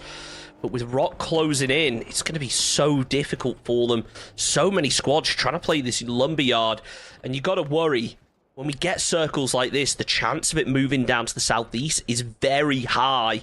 And it is a hard hill to try and get off, even with all the ridges, when you've got so many teams playing this Lumberyard. Well, I don't know how many teams are going to be left. Everyone's just taking each other out. We're already down to 12 squads remaining, and it's only phase 1. And with enough teams outside of the zone now, and enough water in play as well, I don't predict this, but I wouldn't be surprised if we fell down to 9 before phase 3. Again, that's why it's so important to get the kills early while you can, especially on the last game, because people just play these final rounds differently. The stakes are established for every squad. There's a huge limitation on how far you're able to move with what plays on the leaderboard.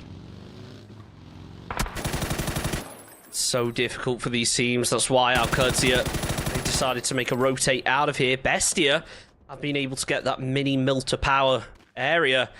And yeah, as expected, shifts down towards them.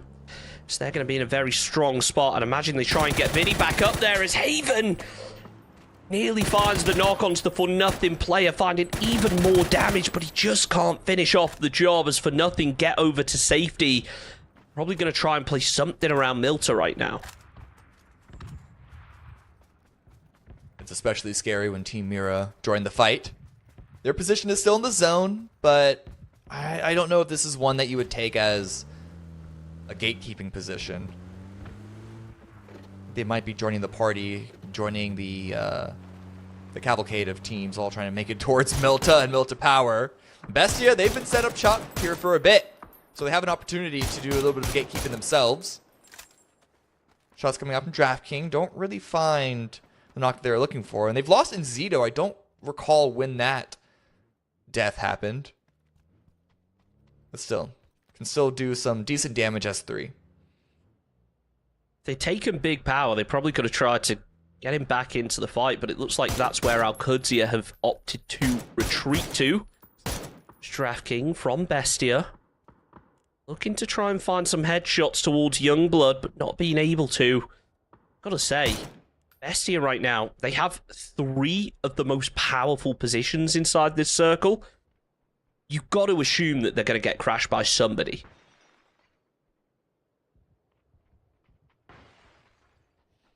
Crashed by PSA. Gmu. I mean, it's a way to scout. Take some bait shots, see if anyone peeks. I mean, it No, works. No. Lopez is going to Yeah, I find think it. so. So actually, some good ground, some good compounds grabbed by 4-0. A lot of teams focusing more on the northern entrance point. Of course, Luminosity is going to make it hurt. Will Griggs goes down. Snakers with further shots. Luminosity with further shots. Can't quite get the second knock, but they are not healthy at all. 1 or 2 more bullets is all that it's going to take. I think the line of sight has been broken, but losing 2 people on the send down into the zone, it's not going to look good. And here comes VSA. Again, we see them entering the zone in the blue in a very late fashion. Ready to Levon, go down, get eliminated, get annihilated by Luminosity. And I think they're going to be very happy to just turn around and do it again against VSA. Seat swap with the M16 isn't the gun that I'd pick, but I'll tell you what, the AUG, I'd pick that one any day, especially when it's in the hands of Snakers. Takes down 2, make it 3. Only 1 player left up from VSA as Gats finds the headshot. Virtual Shooters Argentina out in 11th place. Looks like they're not going to be able to qualify. Hopefully, we'll see them again next week if they can qualify through those player scrims. But ultimately, I think their downfall this weekend has just been those late rotations. They've been coming in late. They've been struggling to take the fights out on the edge. They're just leaving it a little bit too slow, and there are already teams postured up in strong positions, preventing them from getting in.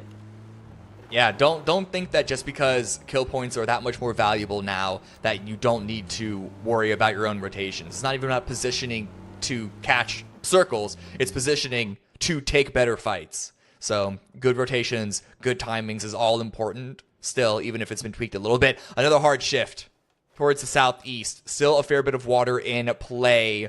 The extremities of Milta and Small Power are in the zone. AKM playing out of Jempty is the best position in the zone right now. Can't help but notice Bestia down to just a 2-man. This is the danger when you play so split. Now, one thing that they do have that could be an advantage is the fact they have this mini power compound. This is really hard to push. Even as a 2-person team, you can defend this really effectively if you're playing up at the top. Because in a circle like this, there's no hard cover. There's not really any bridges as cover. So teams are really going to be looking at this as, can we grab it? And if they think they can, they've got to try, because it's about all you can do. They've also got plenty of loot in a compound like this, so hopefully they can take a lot of long-range shots, try and get themselves some more kill points on the board, because again, they're a team that's kind of on the cusp. Okay, I was going to say, Mira's arriving into to large power. Alcudia sent 2 of the players down south, and hearing Team Mira approach, they're both retreating and rejoining Alcudia to take that fight. We'll see what happens in a second, because right now we are watching 4 Happy Men's versus Rock Esports. Good knock against Solds. But yeah, here is that push and the readjustment. Those 2 southern players, I believe that's Cowboy and Rello. Yeah, they're finding an extra angle, setting up a crossfire against Team Mira. This could be a quick open and shut case, but it's Team Mira on the opposite side of things, so you can never count them out. You never want to take them lightly. It would be brilliant if those big silos weren't in the way. The only downside that Alcudia have in this position is getting those sight lines. The best thing that Alcudia could try and do, in my opinion, be to try and force Roth and whoever's supporting him, it's D, to funnel Mirror on the outside of this compound. If they can do that, then the crossfire will work out beautifully, and that's a prime example, because Fakesin opened himself up from the east and quickly got punished for it. Now, the rest of Alcudia, they need to try and regroup. If they've got a vehicle, they need to hop in it, get back over to the rest of their team, because Roth and D have both had to retreat. Haven called D's position. D relocated, but now Haven's going to challenge that exact same spot with another frag grenade. Good damage. Double frag drops him very, very low.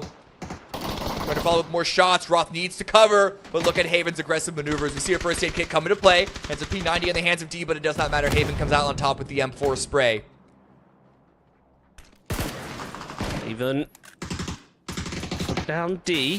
He can't find another. Roth tried his best to return the fire, but now he's being pushed by two players at once. Fanner just pre-firing onto the angle, trying to keep him from peeking, and that allows LFP to push in, but Cowboy quick to find the trade as Team Mirror confirm those kill points. Rello trying to make a final stand on the wall, but it's not going to be easy. When Team Mirror have those two players wrapping round, he might be able to spot out Fanner, but uses that third person. When he finally scopes in, he's facing towards the wall, finds a headshot. That was huge, but it's not enough to finish the job. Now Cowboy, though, he has the info on where these players are, but he just can't find that grenade. Fanner still providing cover and fire. He's not able to connect, but Cowboy certainly is with the grenade, so it's a clean 2v2 for now. Yeah, they got the kill point. Another point on the board for them. Securing their position in the top four. Trying to make sure they can guarantee at least second place, but a swing right the side, a drop shot at 10th, but it's not going to be enough. LFP comes out on top. Once again, what can Rello do? 1 versus 2, swings out the side. Position now compromised. And with the blue coming in, there's not a lot of time for, well, either of these teams to really play around in this fight. It's lasted so long, there really isn't good options in the zone left for them. Kind of ended up being a catch-22 in this, of taking this fight. Rello tried to find the headshots. He wasn't able to. LFP returned some fire of his own, and he finishes the job. Alcudia down in 10th position. This Team Mirror going to claim all 4 points. Now, they're already late into this zone. Do they maybe try and grab a blue chip? Not even for a case of getting players back into the fight, but being able to scout when they parachute down. Vinny eliminated by potentially dangerous. They've sent a player down of their own. 0 loot to work with, but he should be able to grab something off of Vinny's body. Sorry, there's 2 of those players who have landed in with nothing. There's still Flood left, who could cause a bit of a threat. But as of right now, the numbers certainly leaning towards potentially dangerous. And I have to say, Bestia, they had the strongest position, in my opinion. They just didn't execute it properly. They were playing way too split for my liking. 4 kills for Mira. Using the blue chip tower to bring their 2 teammates back. It's quite late into the game, and as I said before, there really aren't that many places to play, but it's not going to bother them if they just end up giving a couple of points away to the opposition, because again, that gap is so huge, they're not going to lose first place. They're just playing with their food at this point. Rock Esports now, only 2 players up. It's a pretty okay compound around Monkey. But where does Phase 5 go? It's on the edge, and so Rock Esports and Luminosity both are hoping for a hard shift up to the northwest. Finn made the right guess with Haven, because he's parachuting in almost as a scout right now. Mirror aren't too worried about teams closing in the points. He's just trying to call out a position for his squad that might be free. It looks like they're going to head directly towards AKM, try and play that ridge line, but there is also a nice little dip that they can hold near mini power. LG, the C4 play, it's a bold one, and it doesn't work out. Voxic eliminating himself. Does a bit of damage onto DNL, but he just swings it a bit wide with that vehicle. Ooh, follow up now. Luminosity get eliminated. It is such a hard push down that hillside into Monkey and just into this zone. there's so little to play. No one is in the center because there's really nowhere to go. Once the zone gets closed up further, that little hilltop in the center could be more useful. But right now, for nothing, they're still defending. But they got a couple of knocks. But Panda Dorito is squeaking on in, but G-Moose hops down the side and is able to annihilate Youngblood. 5 kills for Vinny right now, 8 for 4, nothing so far. Going to be getting the revive, and they have successfully defended their position. They were already in the top 8, but they were at risk of falling out if they didn't perform well here. This is what I was talking about. Haven's just playing as a scout right now. He pulled the shoot about as early as he can. He's just trying to call out positions for his team. Not even necessarily to get the kill points, but just see what's free. As AKM are just tearing apart full HP right now as they crash over to the tree. The vehicle blows up. That Lynx is so powerful when it's in the hands of a player who can hit their shots. And yeah, he's certainly proving that he can. Should point out, by the way, For Nothing defended that compound, but Rock as a 2-man are very close to their southwest. AKM wants to put the squeeze on 4 Angry Men's. Lynx in the back pocket, running through a grenade. Just trying to get the information on where to spray. It's going to be a blind spray across the tree. Doesn't spot those 2 players along the edge of the smoke. But with the blue coming in, there's not really any time at all for Angry Men's to play with any of this. And Nicholas gets 1. It's all down to Nyx. And it is, I mean, out of the frying pan into the fire type situation for this player. Look at the different angles that AKM all have over this position. There's really almost nothing for Nyx to do. AKM definitely the team that have impressed the most out of the teams that we didn't have much familiarity with coming into this weekend. It is the beauty of Players Cups, is that anyone can show up, anyone can get involved. Not everyone has such success as LFP finishes off Nyx. That's the end of 4 HP out in 7th. It's right now Haven. He's just playing the roof of mini power. I mean, depending on how this shifts, it could work out for them, but I wouldn't expect much out of him now. Circle pulls away. So maybe he can punch one to death as they make their way out of power. Find a random gun on the floor. Get a backstab. Another point for Mira. There's plenty of loot here. Yeah, especially on the roof. The only question is, did anyone spot Haven falling down? The way that silly mode is playing, yeah, I think Flood's aware. I think Flood is aware. That's going to make things a bit more difficult. Haven just prone in. He's got to know that his position's been spotted. I think it's almost a case of when potentially dangerous, when Bestia actually have to make a move, they're probably going to try and play that wall. He can almost hang behind, maybe pick up that SKS that's on the roof. And wait a second. Spot out to his team where they are. He's starting to make a move. Surely he doesn't try and push this. I mean, look, there's an SKS right there. It's got ammo. There's an M4 down as well.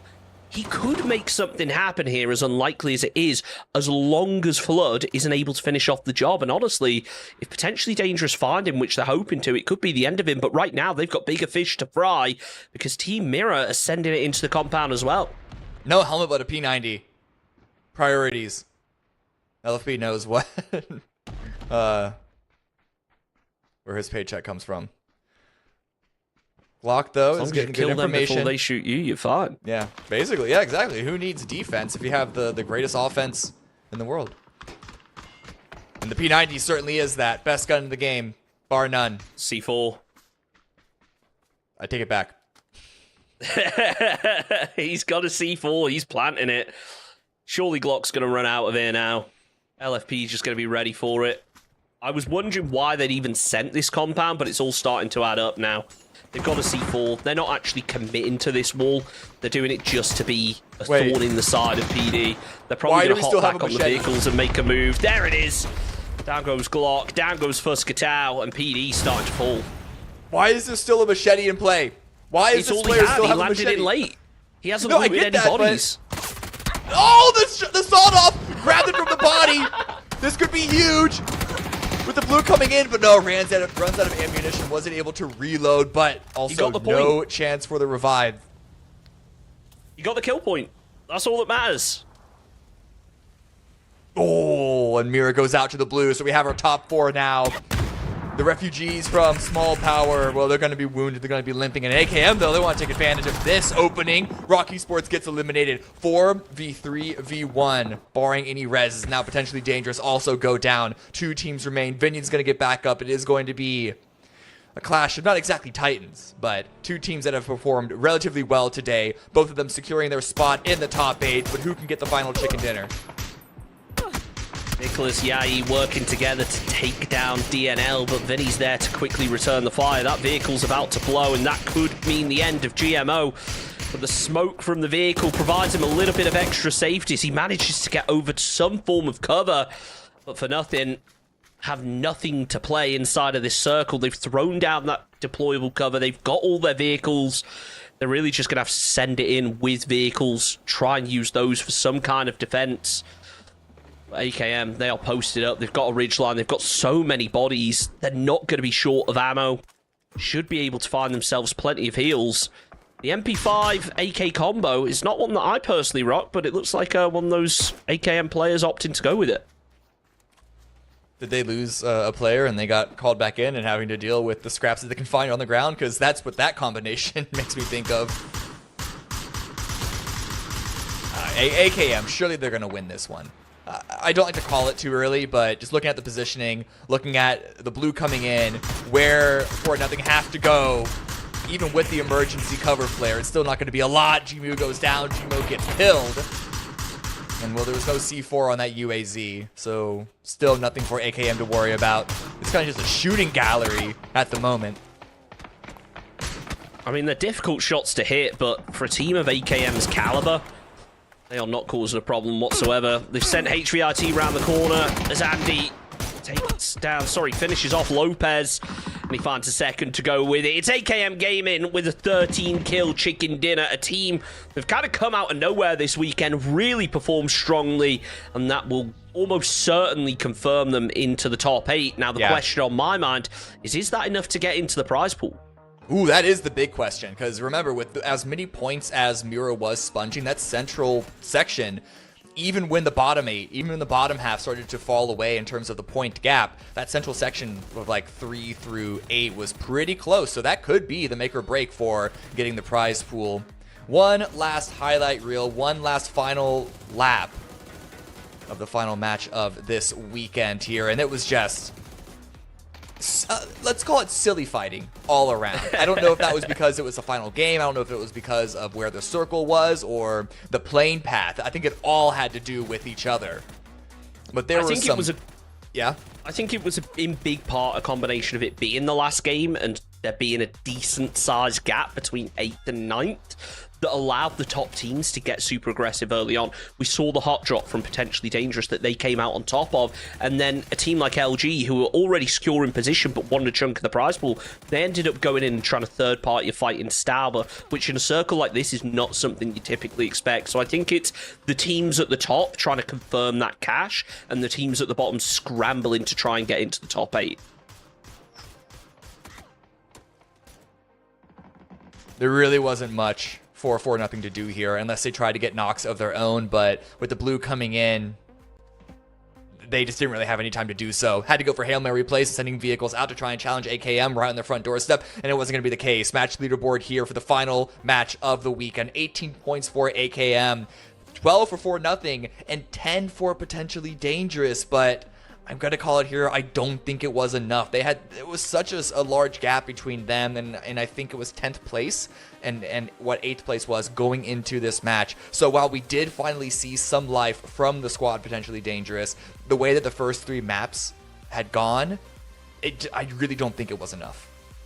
I think challenging Alcudia for the hot drops was a misstep. Now, I understand it for Minas because it's a drop spot that they want to hold on to, but then to retaliate onto Alcudia, I don't think was the best idea considering the position that they were in. But we'll take a look over at the overall standing to see where they finished off, and it's 34 points. They are 7 points short of qualification.